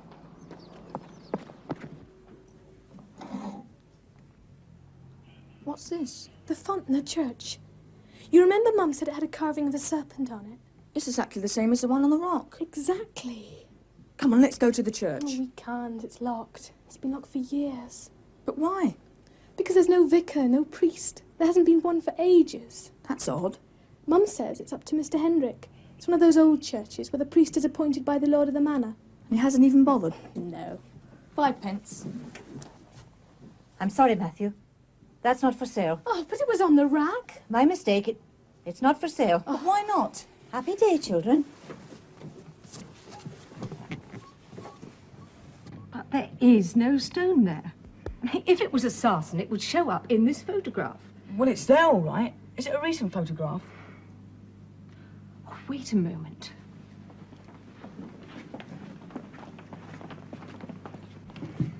Would X mark the spot? Yes. It's impossible. Why? It's the place where the barber surgeon was found, crashed to death by a sarsen. That must be the stone we saw then. No, but why not? Because it was removed years ago and re-erected inside the circle. There is nothing there now. But we saw it. Well, all right, show me.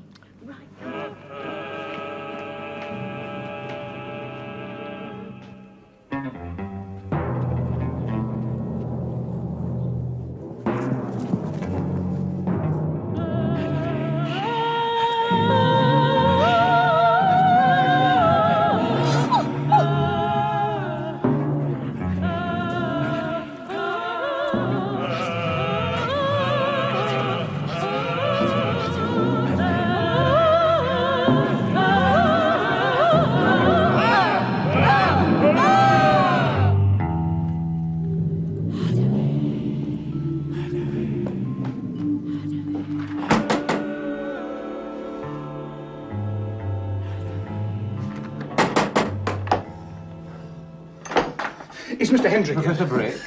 I must will see him. Sir. Sir. Oh, come on, man, it's urgent. Where's your phone? If you'll just wait here, sir.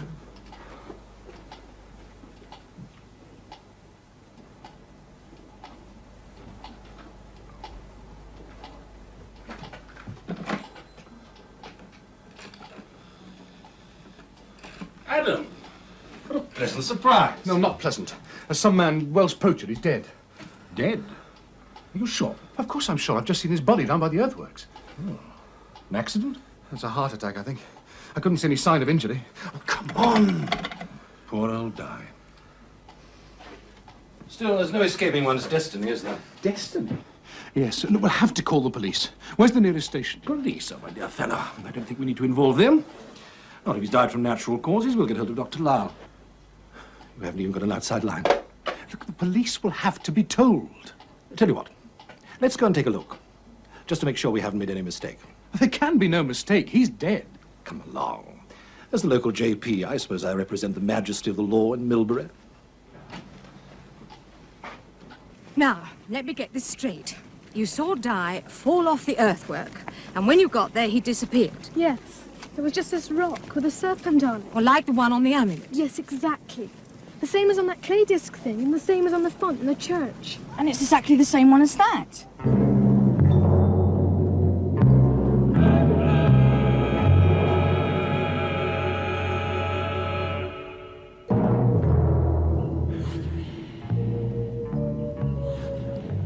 Perhaps this isn't the place.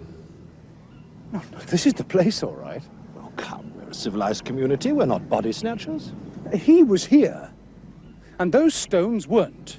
So what are you suggesting? That somebody removed his body and put these stones in his place? I'm not suggesting anything.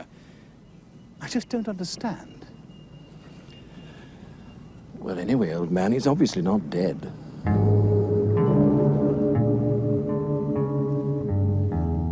Here it is. What? That rock we saw before we found Di's body. It's here in the picture. Look, I've already told you. It's not marked on the chart.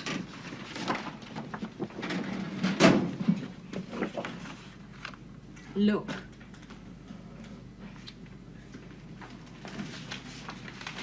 It's here. But look. The stone we saw on the way back. The sarsen with the serpent carved on it. It isn't in the picture. But it is marked on the chart. So, we have a stone in the chart that isn't on the picture, and one in the picture that isn't on the chart. Well, could it be that they're the same one, in a different place? Matt, how many figures in the picture? How many people? I've no idea. Count them.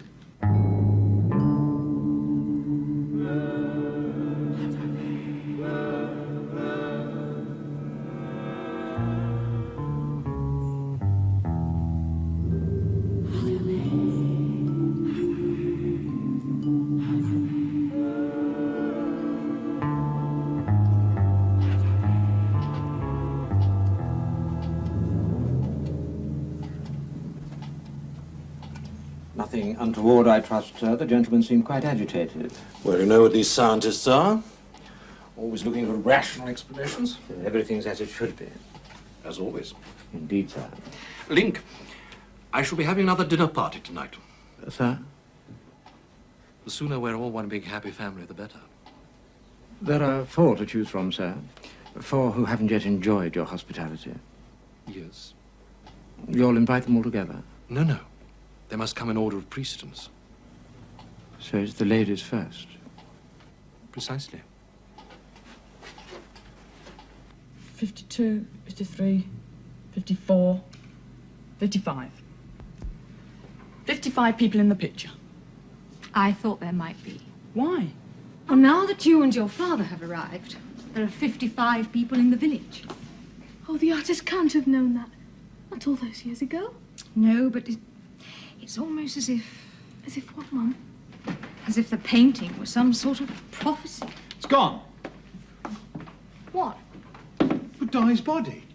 It's gone. Disappeared. So he isn't dead? No, he's dead, all right. And I'm no doctor, but when we saw him, he was dead. But his body's just disappeared. But, Dad, look. Those pieces were found by Di's body. Yes.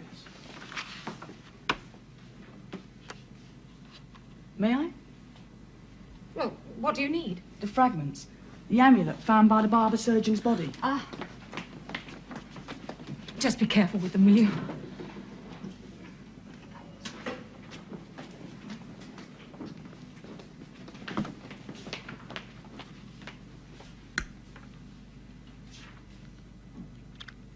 It fits. Try the other ones, Matt.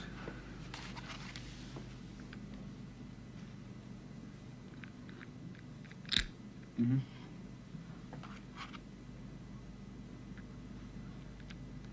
Ah! That too. Yes. Static. Energy, it's there. Energy? What sort?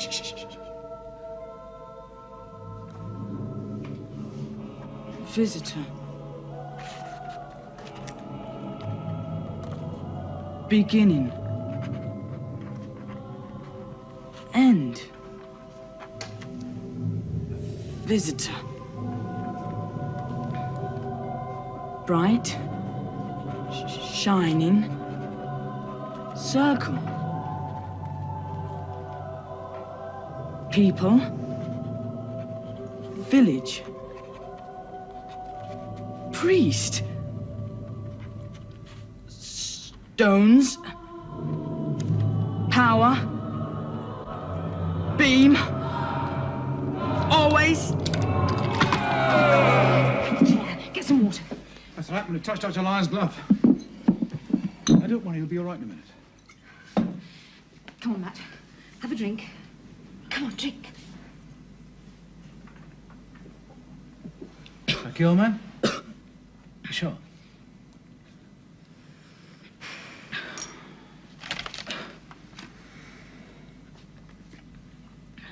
Can I have a look? Yeah. Visit. Priest. I don't understand.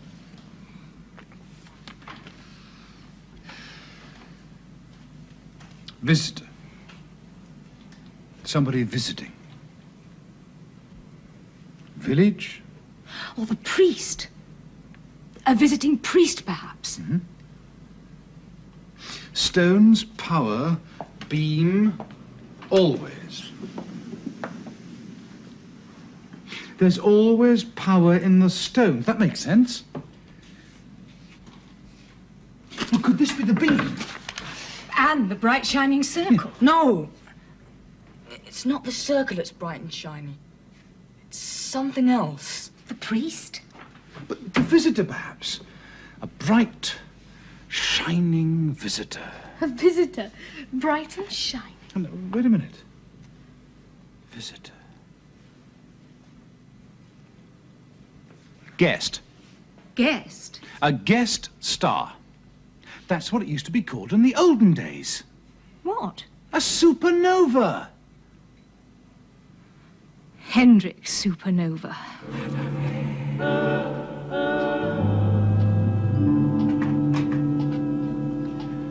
Whiskey and water. I'll have one at the pub. Run these through the computer, will you? Usual program. I hope I've got those correlations right. Have they been wrong yet? Can't afford to be wrong. When did we transmit last night? 20:33, 42.75 seconds.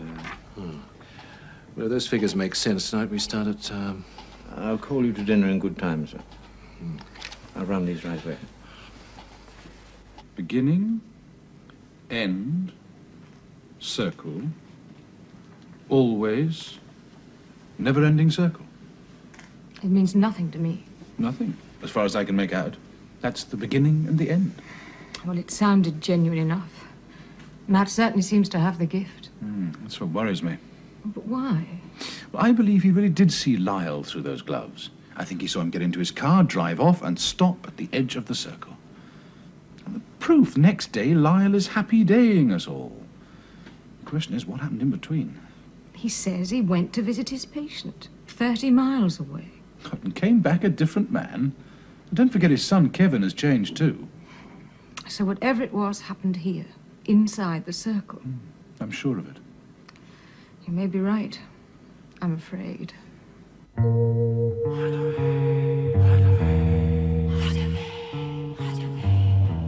Was he in there? No. Where could he be? Who knows? Where else would he go? I don't know.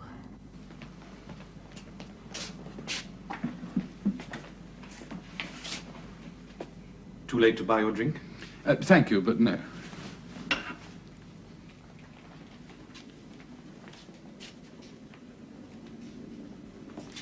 There is one thing, though. The clay disc in the museum, do you know it? The barber surgeon's amulet. Yes, what connection is there between that and your supernova? None that I know of. Why should they be connected? Matthew thinks they are. Oh, does he now? Very perceptive, that son of yours.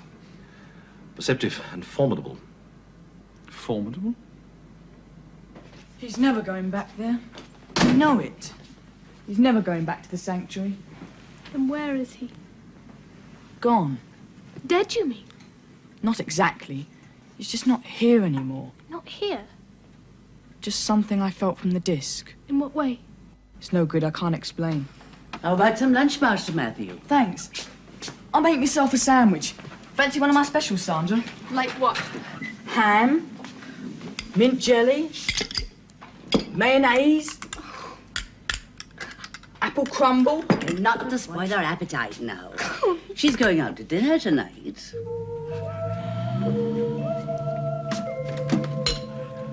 How does she know? And how did she know? Hendrik hadn't even invited us then. Please, don't go. Well, tell him you've changed your mind. Why? I'm longing to see the house. Look, Dr. Lyle said he was invited to dinner by Hendrik and he had to change his mind because he had an appointment with an old patient 30 miles away. Now, I don't believe he ever kept that appointment. And if he didn't, then where else did he go? Well, he can't have gone to Hendrik's. Not if he wasn't expected. Wasn't he? What do you mean? If what happened to Dr. Lyle happened in the village, well, then it must have happened at Hendrik's. It could have happened anywhere. Hendrik's in charge. People look up to him. And I am sure he knows exactly what's going on. Well, I'll be able to ask him, won't I? Oh, come on, Sandra, we must go. Look, promise me one thing. Anything, of course. Come back here afterwards. For a nightcap. I'd love to. See you later. Bye-bye.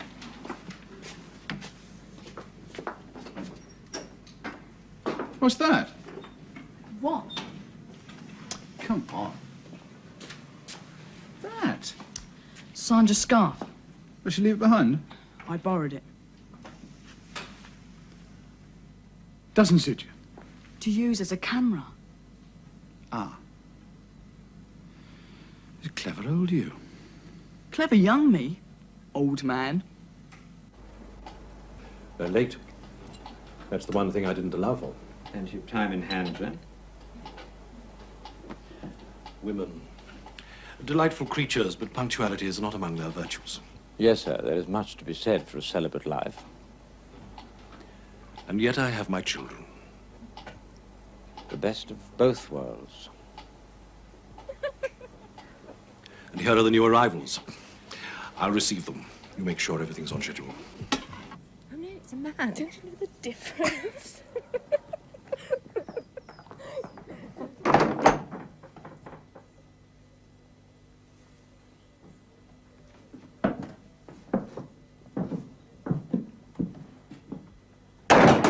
Oh, what a lovely house. I would like to have asked you before, but there were others who had to come first. You know what a small village is. One has to observe the protocol. It's a digital clock, electronic. But what do you need it for? You've got dear old grandfather here. He doesn't keep such a good time. Much more attractive, though. Oh, forgive me, but this one seems so... Out of place, I know. It's just that I need absolute accuracy Why? for my work. I still dabble, you know. Oh, really? I like to make sure that everything's still where it should be at any given time. Everything? The stars and planets. And supernovas? Especially supernovas. Dad, I felt something then. Sort of tremor. What was it? Fear? I don't know, it's gone now. False alarm? Could be. It was like I felt when Bob wasn't run over by that lorry that never appeared. How about something to eat? Great. A nice lolly sandwich? Make it a sherbet butty. Ooh.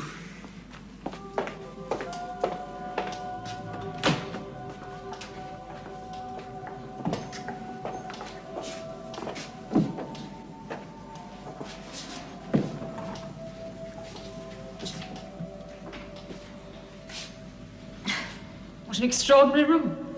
Everyone says that. But it's not so extraordinary when you consider where we are. But this table... Not many have the fortune to live within a stone circle. I wanted this room to reflect the uniqueness of this environment of ours. Fascinating.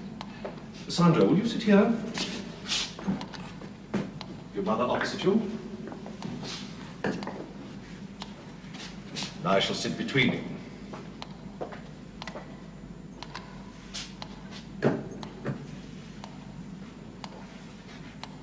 You have a throne. Possibly.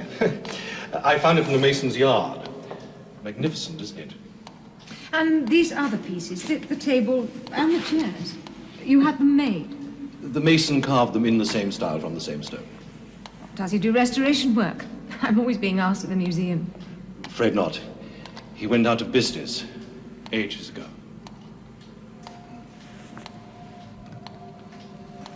Bon appetit, my children.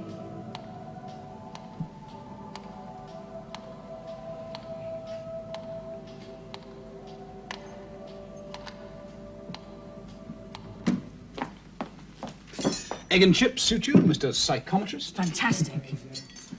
All quiet on the ley line front? Where's the tomato ketchup? Oh, I'm sorry, sir. It's on its way, sir. Dad. What? Something's beginning to happen. I can feel it.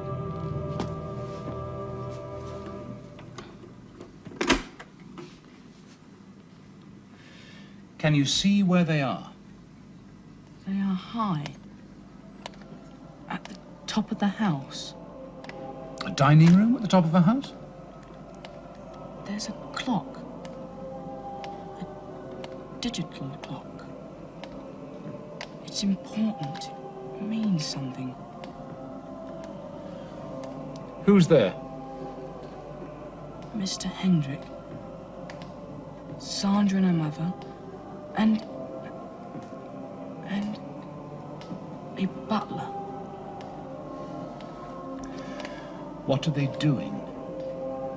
Eating. Just eating.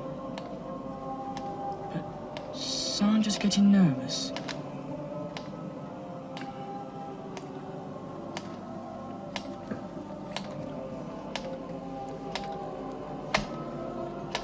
What's that?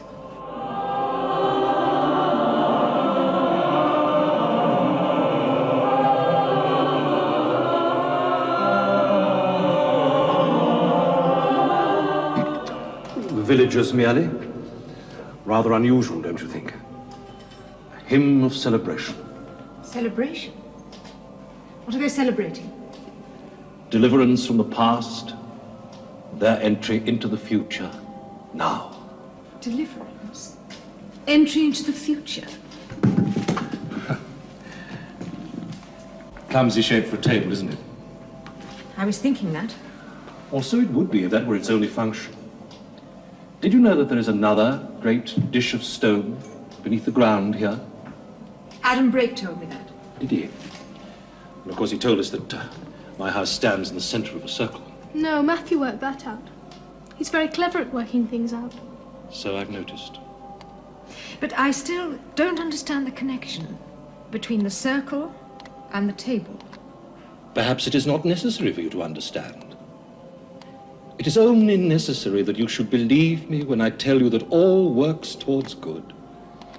Happiness and peace are the reward of the believer. You make it sound as if the circle were a temple and the table an altar.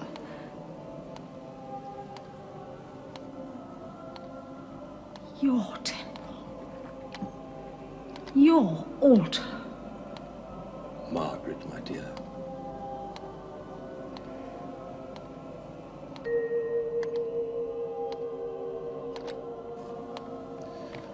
Anger of fire, fire of speech, breath of knowledge, render us free from harm. Return to us the innocence that once we knew. Complete the circle. Make us at one with nature and the elements.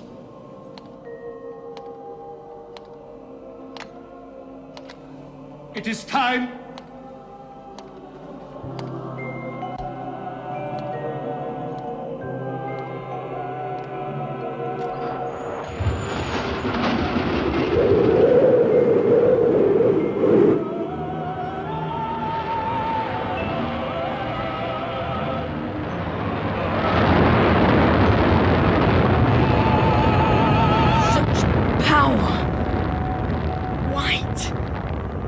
Brilliant.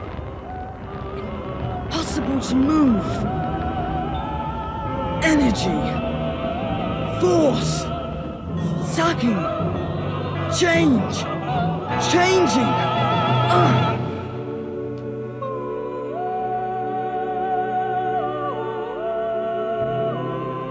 It's gone. There's a blank wall. I can't get through anymore. Well, try. You must keep trying. It's no good. Sandra seems to have stopped feeling. Stopped feeling? But what's happened to her? We've lost them.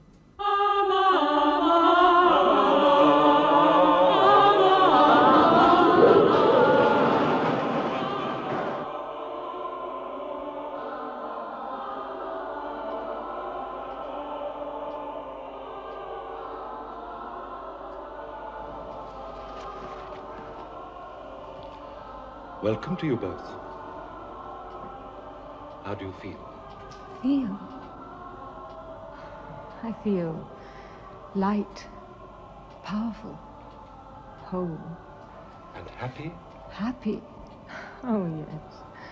So happy. So happy. Of course. Now that you have given, now that you are only good, now you can be happy. Now you are happy ones.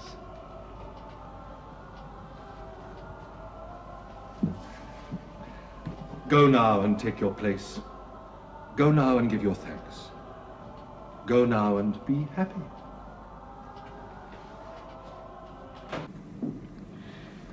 Pity I didn't use something of Margaret's for my psychometric bit. Might have learnt more through her than through Sandra.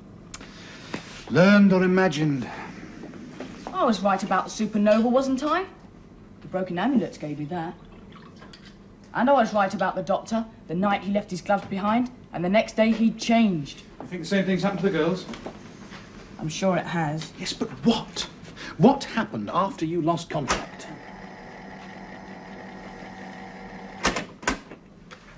Such power! White! Brilliant! Impossible to move! Energy! Force! Sucking! Change! Changing! Ah! What's happened? Are you okay, Matt? It's gone. There's a blank wall. I can't get through anymore. Well, try. You must keep trying. It's no good.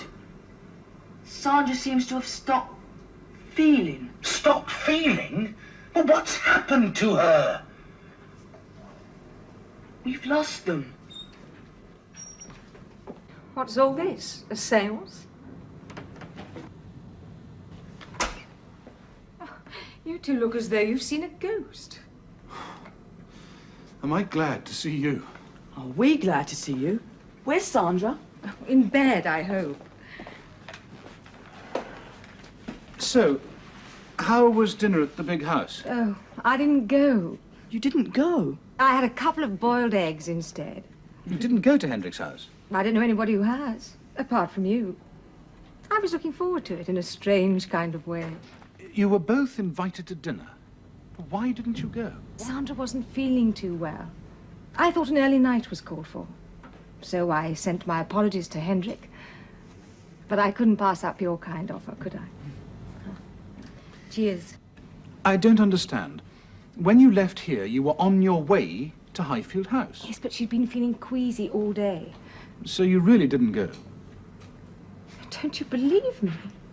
Yes, yes, of course, of course. Which leaves me with egg on my face. I'm sorry about all that, Dad. Good night. Yes, good night, Matt. Margaret, if... I'm glad you didn't go. Really. Good night, Matthew. What was all that about? Egg on his face. Listen.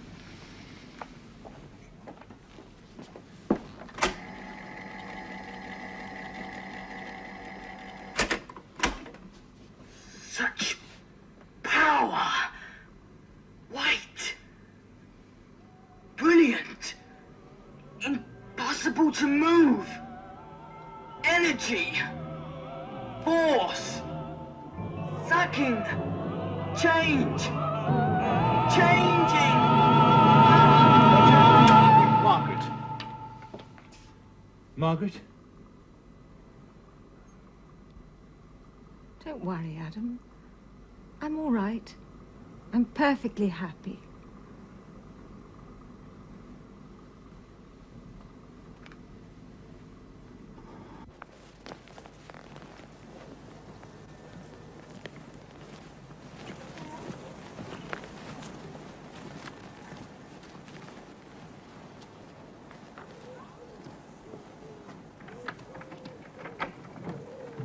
Leaving? What do you mean, leaving? I never heard the line.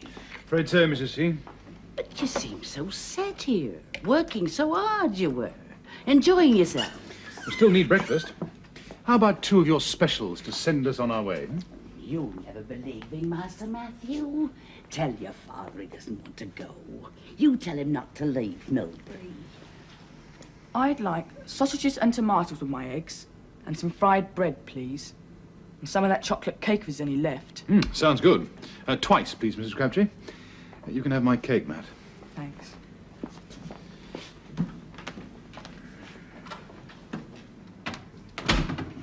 My room's packed, empty. Apart from the one thing we've forgotten. Which is? The one thing that brought us here, I'm beginning to think. The painting, Quod non est. Oh, yes, of course, the painting. It's over at the museum. We left it over there and we took it for Margaret to look at. I'll trot across and get it. Tell Mr. Scratcher I'll be 5 minutes. I'll return this at the same time.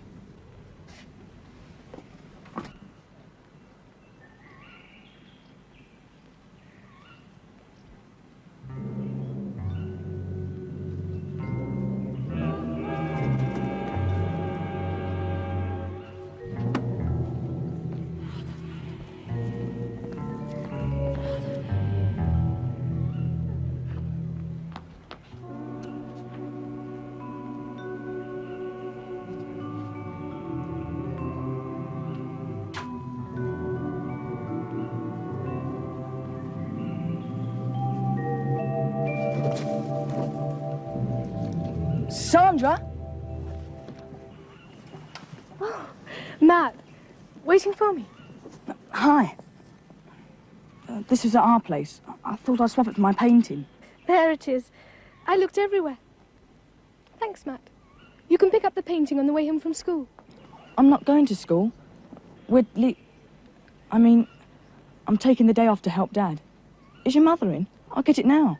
No, she's out. Look, I'll be late. You said the church was locked, not used. What was Mr. Hendrick doing in there? I don't know. It's his church. I must rush. Sandra? Goodbye. Not goodbye, Matt. We'll see you soon.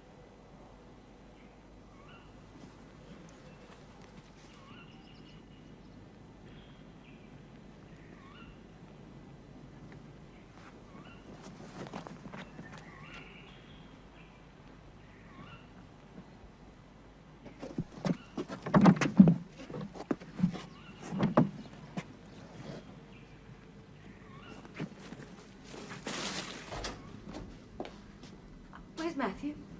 He went across to your place. To fetch this? I thought he'd forget it, so I brought it over. Why? Why what? Why did you think he'd forget it? Well, he hadn't been to fetch it. And I didn't want to miss you. You're leaving today, right? Who told you that? You are leaving? Oh, Adam, stop playing games. Are you leaving or aren't you? Coffee? Mm. Another cup, please, Mrs. Crabtree. Oh, Master Matthew, is it? Oh. Welcome, Mrs. Smiles. And how do you feel today? She feels very happy, Mrs. Crabtree. She's been a lot happier with a cup of coffee.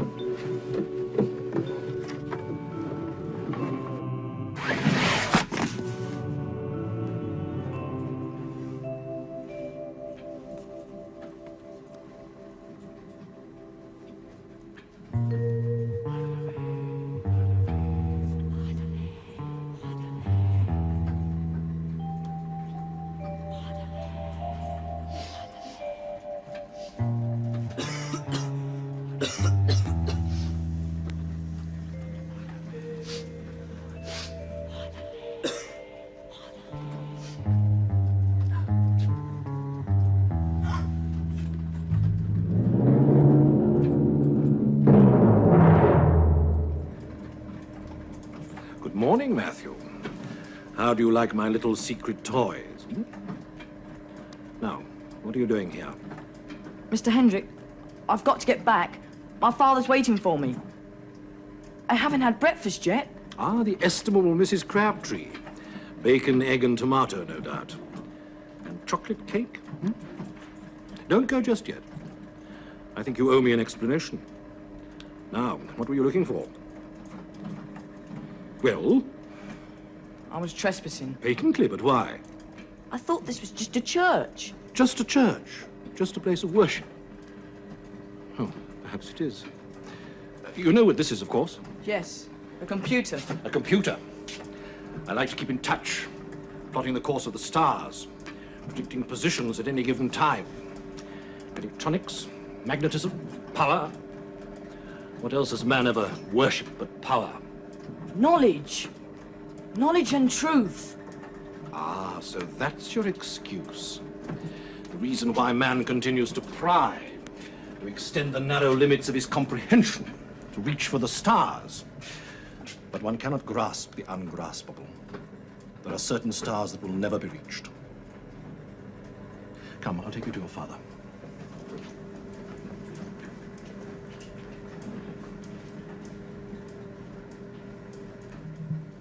Dad, Mr. Hendrick. Don't let me disturb you. Just wanted to see that this rascal got back to you in time. What's he been up to? Oh, no doubt he'll tell you himself. So, you're going. Leaving us. Who told you that? I thought you had a big program of research. I had. You feel you know all you need to know about Milbury, hmm? All I need to know. Yes, perhaps I do. Then I can't persuade you to remain. Afraid not. I'm truly sorry about that. To be honest, I've taken a great liking to you two. I had hoped that once you'd settled down, we could have become, well, closer. People of your ability will be needed here in the future.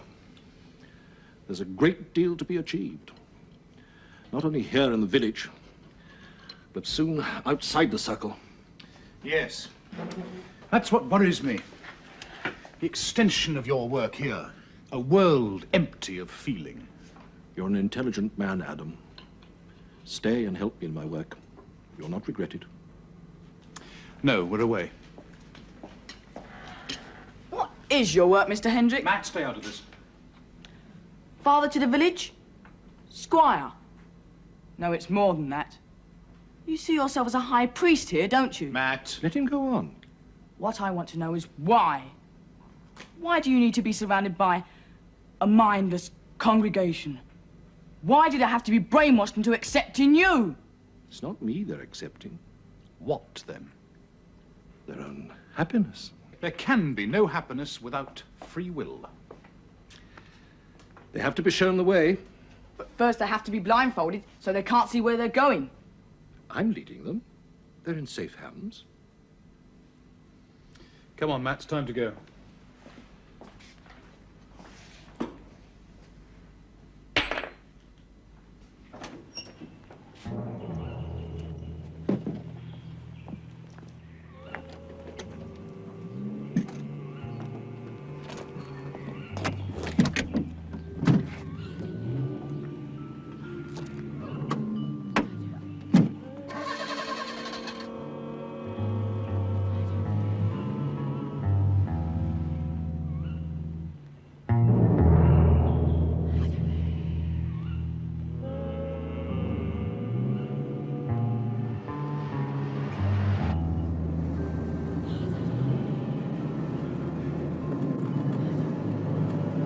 Must keep going. Just like Dr. Lyle. This is the way Dr. Lyle came.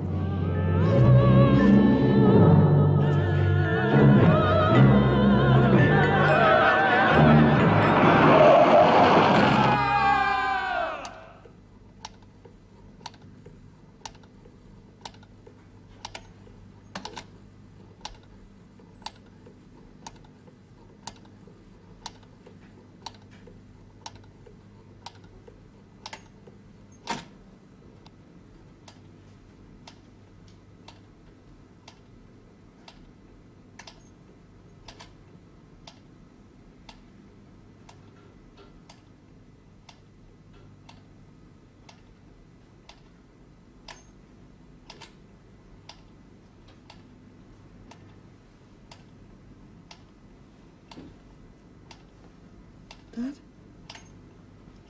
Dad?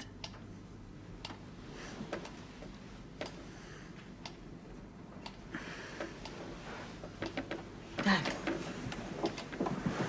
You all right? Where are we? We're here to Sarsen. There was a stone in the middle of the road. Not a stone. No. It wasn't a stone. We couldn't have missed it. And travelling at that speed.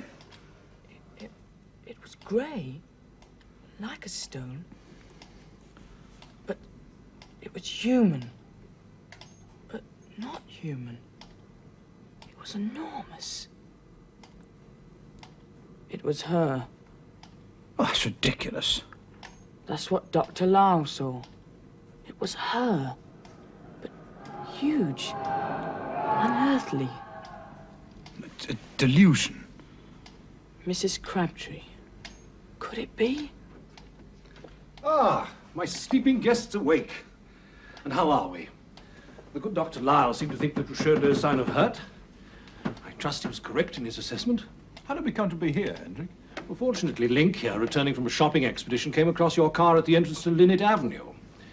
You were both apparently unconscious. Fumes, do you imagine? Carbon monoxide from a damaged exhaust. No, I think it was simpler than that. I think we lost our way. Is that possible in Milbury? No, not geographically. I think we missed the turning. The time turning. We failed to get through to our present. Dear me. Would you care for Link to contact Dr. Lyle? Perhaps he could take another look at you. We seemed to crash into something.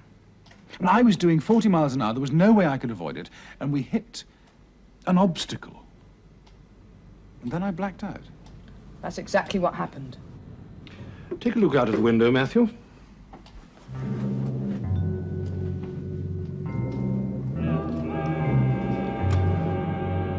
Your car, wholly undamaged. Dad, he's right. Now, how about telling Dr. Lyle about these hallucinations of yours? Keep your doctor, Mr. Hendrick. Oh, Adam. Matthew was close to the truth this morning, wasn't he? But you're not really a priest, are you? How do you see yourself? As a magus? Get out. You're going too far, too fast, my dear Adam. There are aspects that even I find difficult to understand. Your own arrival, for instance. Just get us out of here. That's all we ask of you. Magus. Yes, magus indeed. Scholar-magician leading his people to beauty and truth. You are wrong. Not even halfway right, Professor Brake. But how uncivil of me. You must both want to freshen up. I'll leave the tray. I'm sorry you missed our little celebration this afternoon. We had one of our Morris dances. But don't worry, there'll be another one tomorrow. Dinner will be in about 55 minutes. That's it, 55 minutes. So they've had another happy day dance. That would have been for Margaret and Sandra. Yes, and tomorrow's will be for us. Dad, there's no way out of the circle. Di told me there's no way out until the Stones release us. Mumbo jumbo. We're in a now that's parallel to our own. A time shift that's caused by the energies received here in the circle. We must keep our sanity, use our knowledge and our understanding to reverse the situation, get back into our own time. But how? Escape from the circle by reversing the effects of this psychic power? Or disconnecting it. There must be a way. There's no escape from the circle. I don't believe it. If there's a way in, there's a way out. If there's the sanctuary. It may not be a way out. It's supposed to be a place of safety. Gotta get there first. Well, it's inside the stones. There's nothing to stop us. Nothing? There is.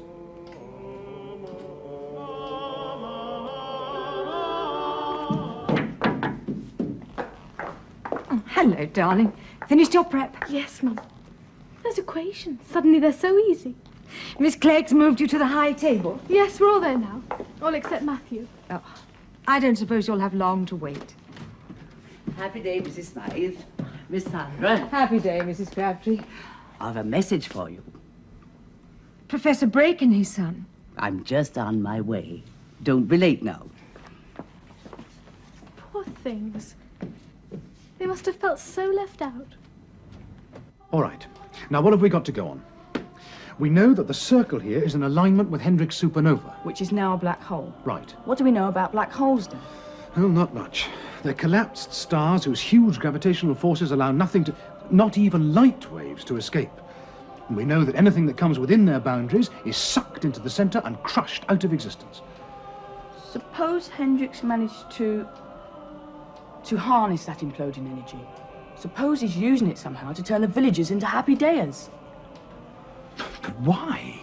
Well, if he's some sort of priest, perhaps he thinks he's doing it for their own good. Oh, there've been enough men who've said that this century. I'm not talking about this century. I'm talking about something that happened thousands of years ago. Something that keeps repeating itself. In the beginning was the star. And this star was some sort of god. Yeah. Hendrick's supernova. Ursa XB1. The Great Bear. Bear worship. Hendrick said it was one of the oldest forms of religion. Perhaps it had some sort of benign power.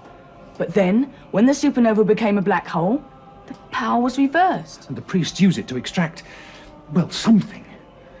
Man's ability to think for himself, the quality that makes him human. So that's what goes on in Hendrick's peculiar dining room. And whenever XB1 is in alignment with the sun... Wait a minute. Being in the constellation of the Great Bear, that'd be fairly frequent. Daily, probably. You'd still need split-second timing to predict the moment of alignment. Well, that would explain the computer you found in the crypt of the church. and all the digital clocks throughout the house. No, you need something far more accurate than that. Or perhaps there's a master clock somewhere. Sending out signals to the rest? Well, it's possible. Quartz. No, it's not accurate enough. Atomic. Molecules... Wait a minute. Aged brain grinds exceeding slow. Hendrik caught you in the crypt, right? You said you saw equipment, machinery. The vent was making you choke, making your eyes water, right? That's right. Smelt trouble. Ammonia. You smelt ammonia in the crypt. Yes.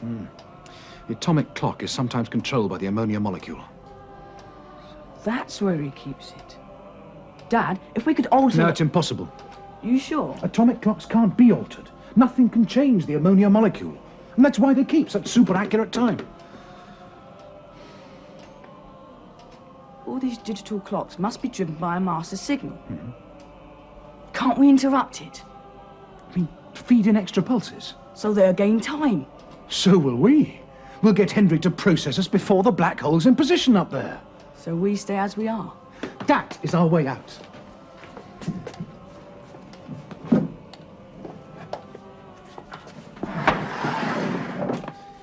This must be the junction box. Feeds down through the central heating system. Yes, I shall want the oscilloscope and the oscillator. Wonder what's happened to our luggage. It's in the car. Unless... Unless what? Well, Hendrik's expecting us to stay.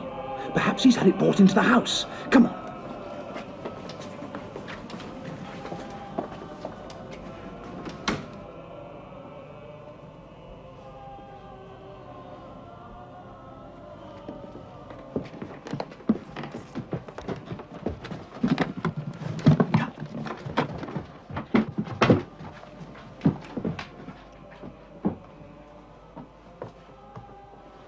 Ah, Link.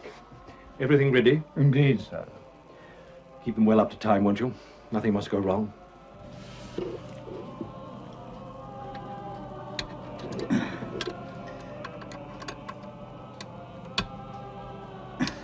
Come on.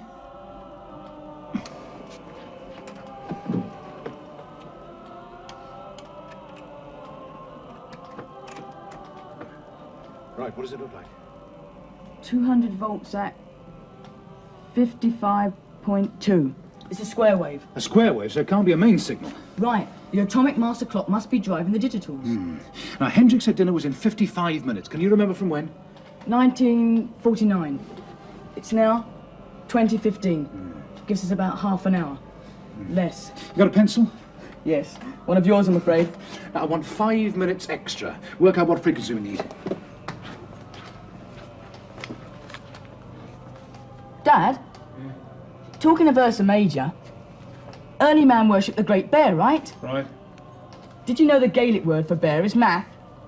Get it? Maths. I looked it up. Right, have you finished? We need a 64.1 hertz signal.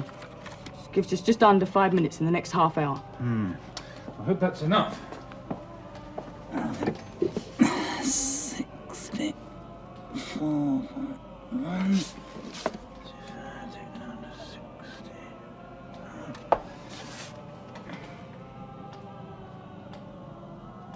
Right.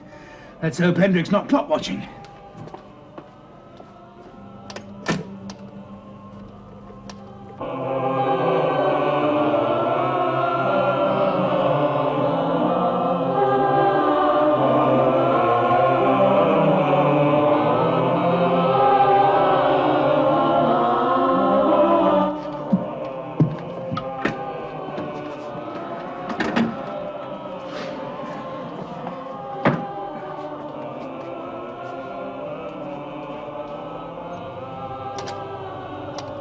Four minutes, 12 seconds gained.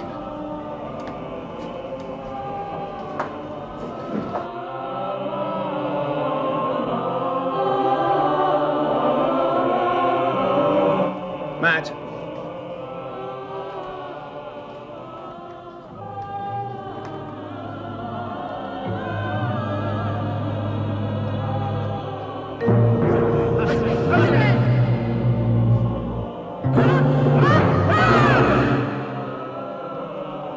Dad, we've got it all wrong. What? course, it's the other way up. What are you on about? The black hole. The gravity's so great, not even light particles can escape. But whatever it is, this energy doesn't start there. It comes from here. So the dish here, the circle, is a transmitter. Well, transmitting what? Evil? Or Hendrik's concept of evil. The capacity to do wrong. The priest's sacrifice to his god. Now, hold on a minute. Where's the power source? Where does he get the power for the transmission? Do you remember the night I discovered that the ley lines all led up to this house? Ley lines? They bring the power. Psychic power to the circle. A pagan storehouse of energy.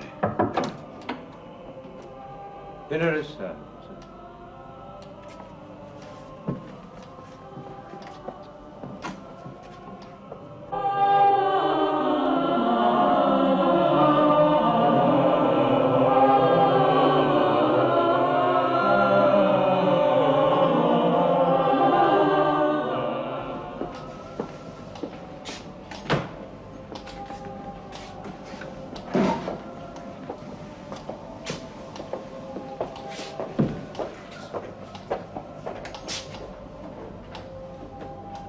Aren't you going to say what an extraordinary room?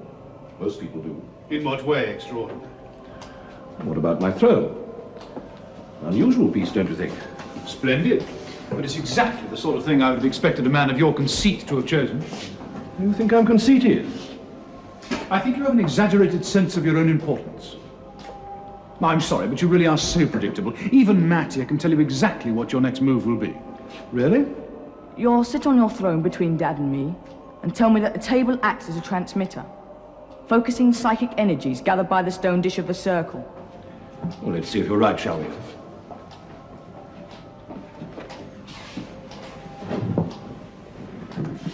Bon appetit.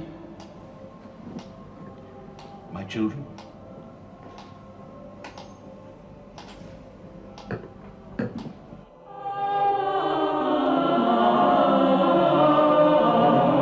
Another village ceremony? Don't you think you're overdoing them a bit? There are many just now, during the summer solstice. The time of ancient magic.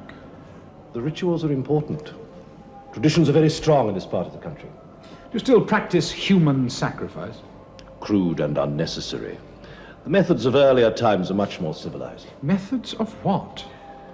Purging the community of sin. The task of a priest. Accepting the burden. Taking it on one's own shoulders.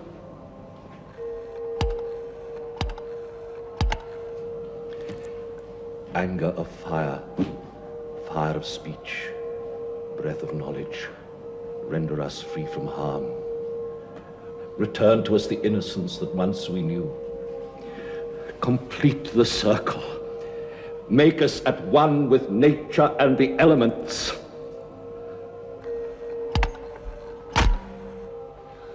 It is time.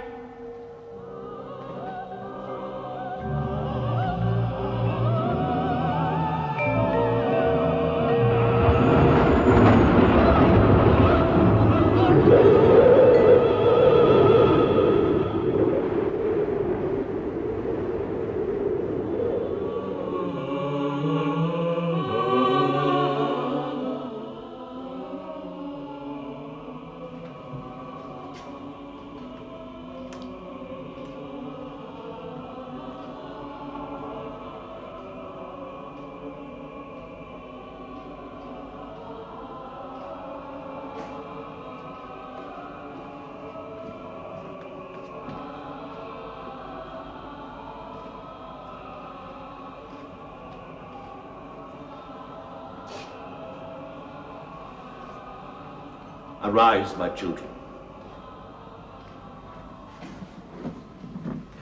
I commune and identify with the forces of nature. Your sin is my sin. Your guilt is my guilt. You are free.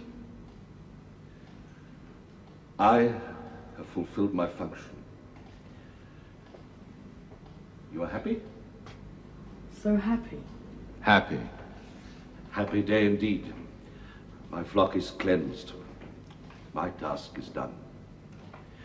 Take them outside.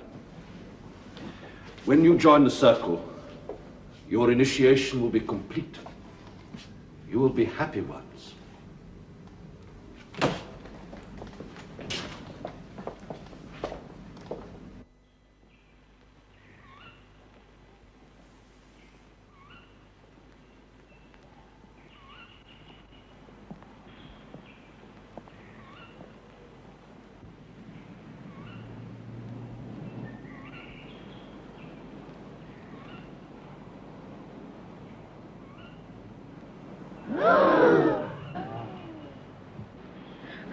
What's happened? What's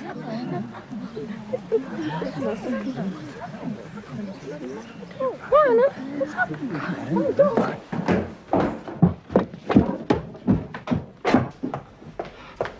Master, they are still impure. The circle is broken. Your protection is gone.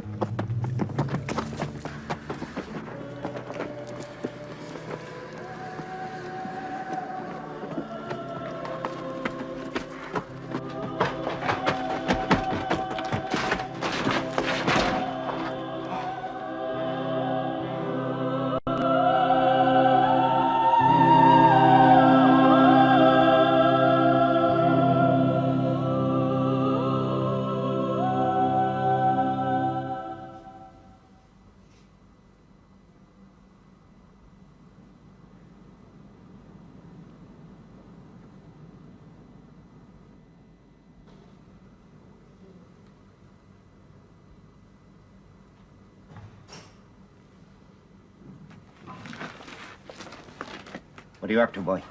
Die! You're alive! Alive? Of course I'm alive. Thought I was dead, did you? Thought I had no more use for this place. We came because it's safe, remember? Safe? What is this? Some kind of riddle? In a way. No time for riddles, got my work to do. All these knives got to get sharpened, see? Whose is that? That belonged to my father, that did. And his father before him. Where are the rabbits? The pheasants? You are right, boy. Die. Aye, die. I'll be off with you. And take him with you. Dad. It's Di. Get back to your cottage and leave me to my work. You know us, Di. You know our cottage. No friend of mine. Professor Break. No knives for Di to sharpen, ever. You know us? Yes, I know you. Di. Come on, Matt.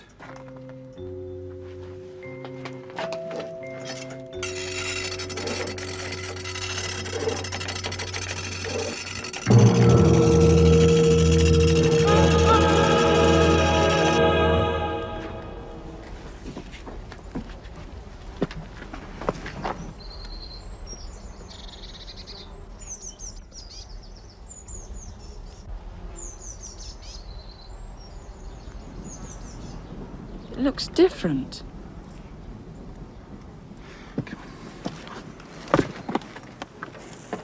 Professor, Master Matthew, where have you been? We've been so worried. Oh, Mrs. Smythe, you can cancel that call. They're back, safe and sound. Adam. The car was still there this morning, outside the cottage, luggage and all. We've been worried to death. What happened? It's a long story.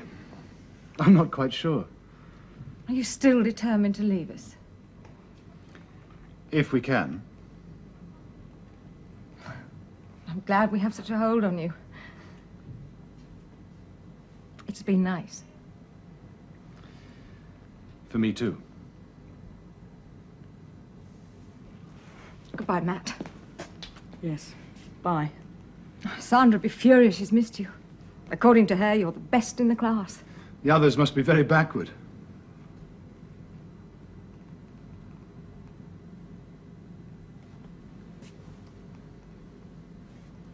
Mrs. Crabtree. Goodbye.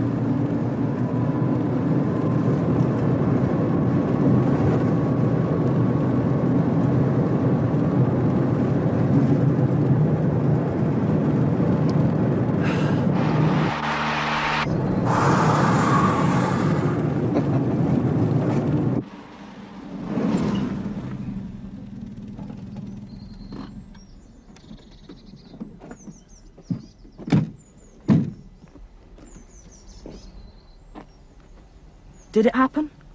Or didn't it? I don't know, Matt. I just don't know. Perhaps there was another circle beside the stones. What? Time. Perhaps that's circular too. You mean it might all happen again one day? It may already be happening. To the people inside the time trap. Do you want to go back and find out? What I want is a sandwich. Oh, don't tell me. Peanut butter, strawberry mousse, gherkin, golden syrup.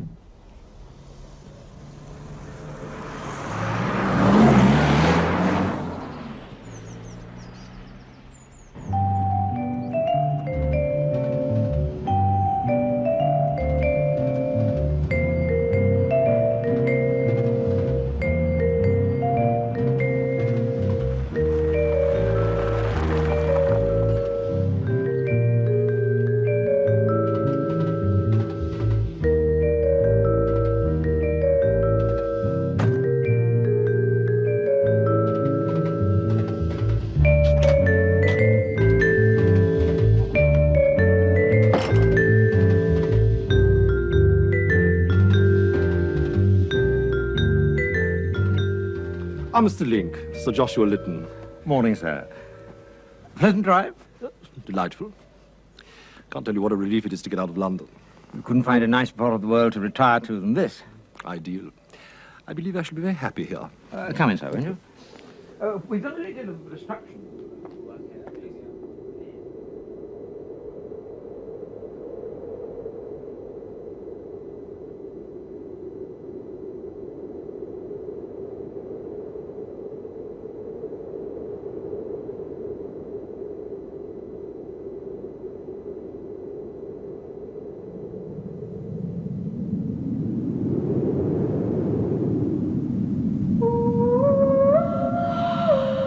Oh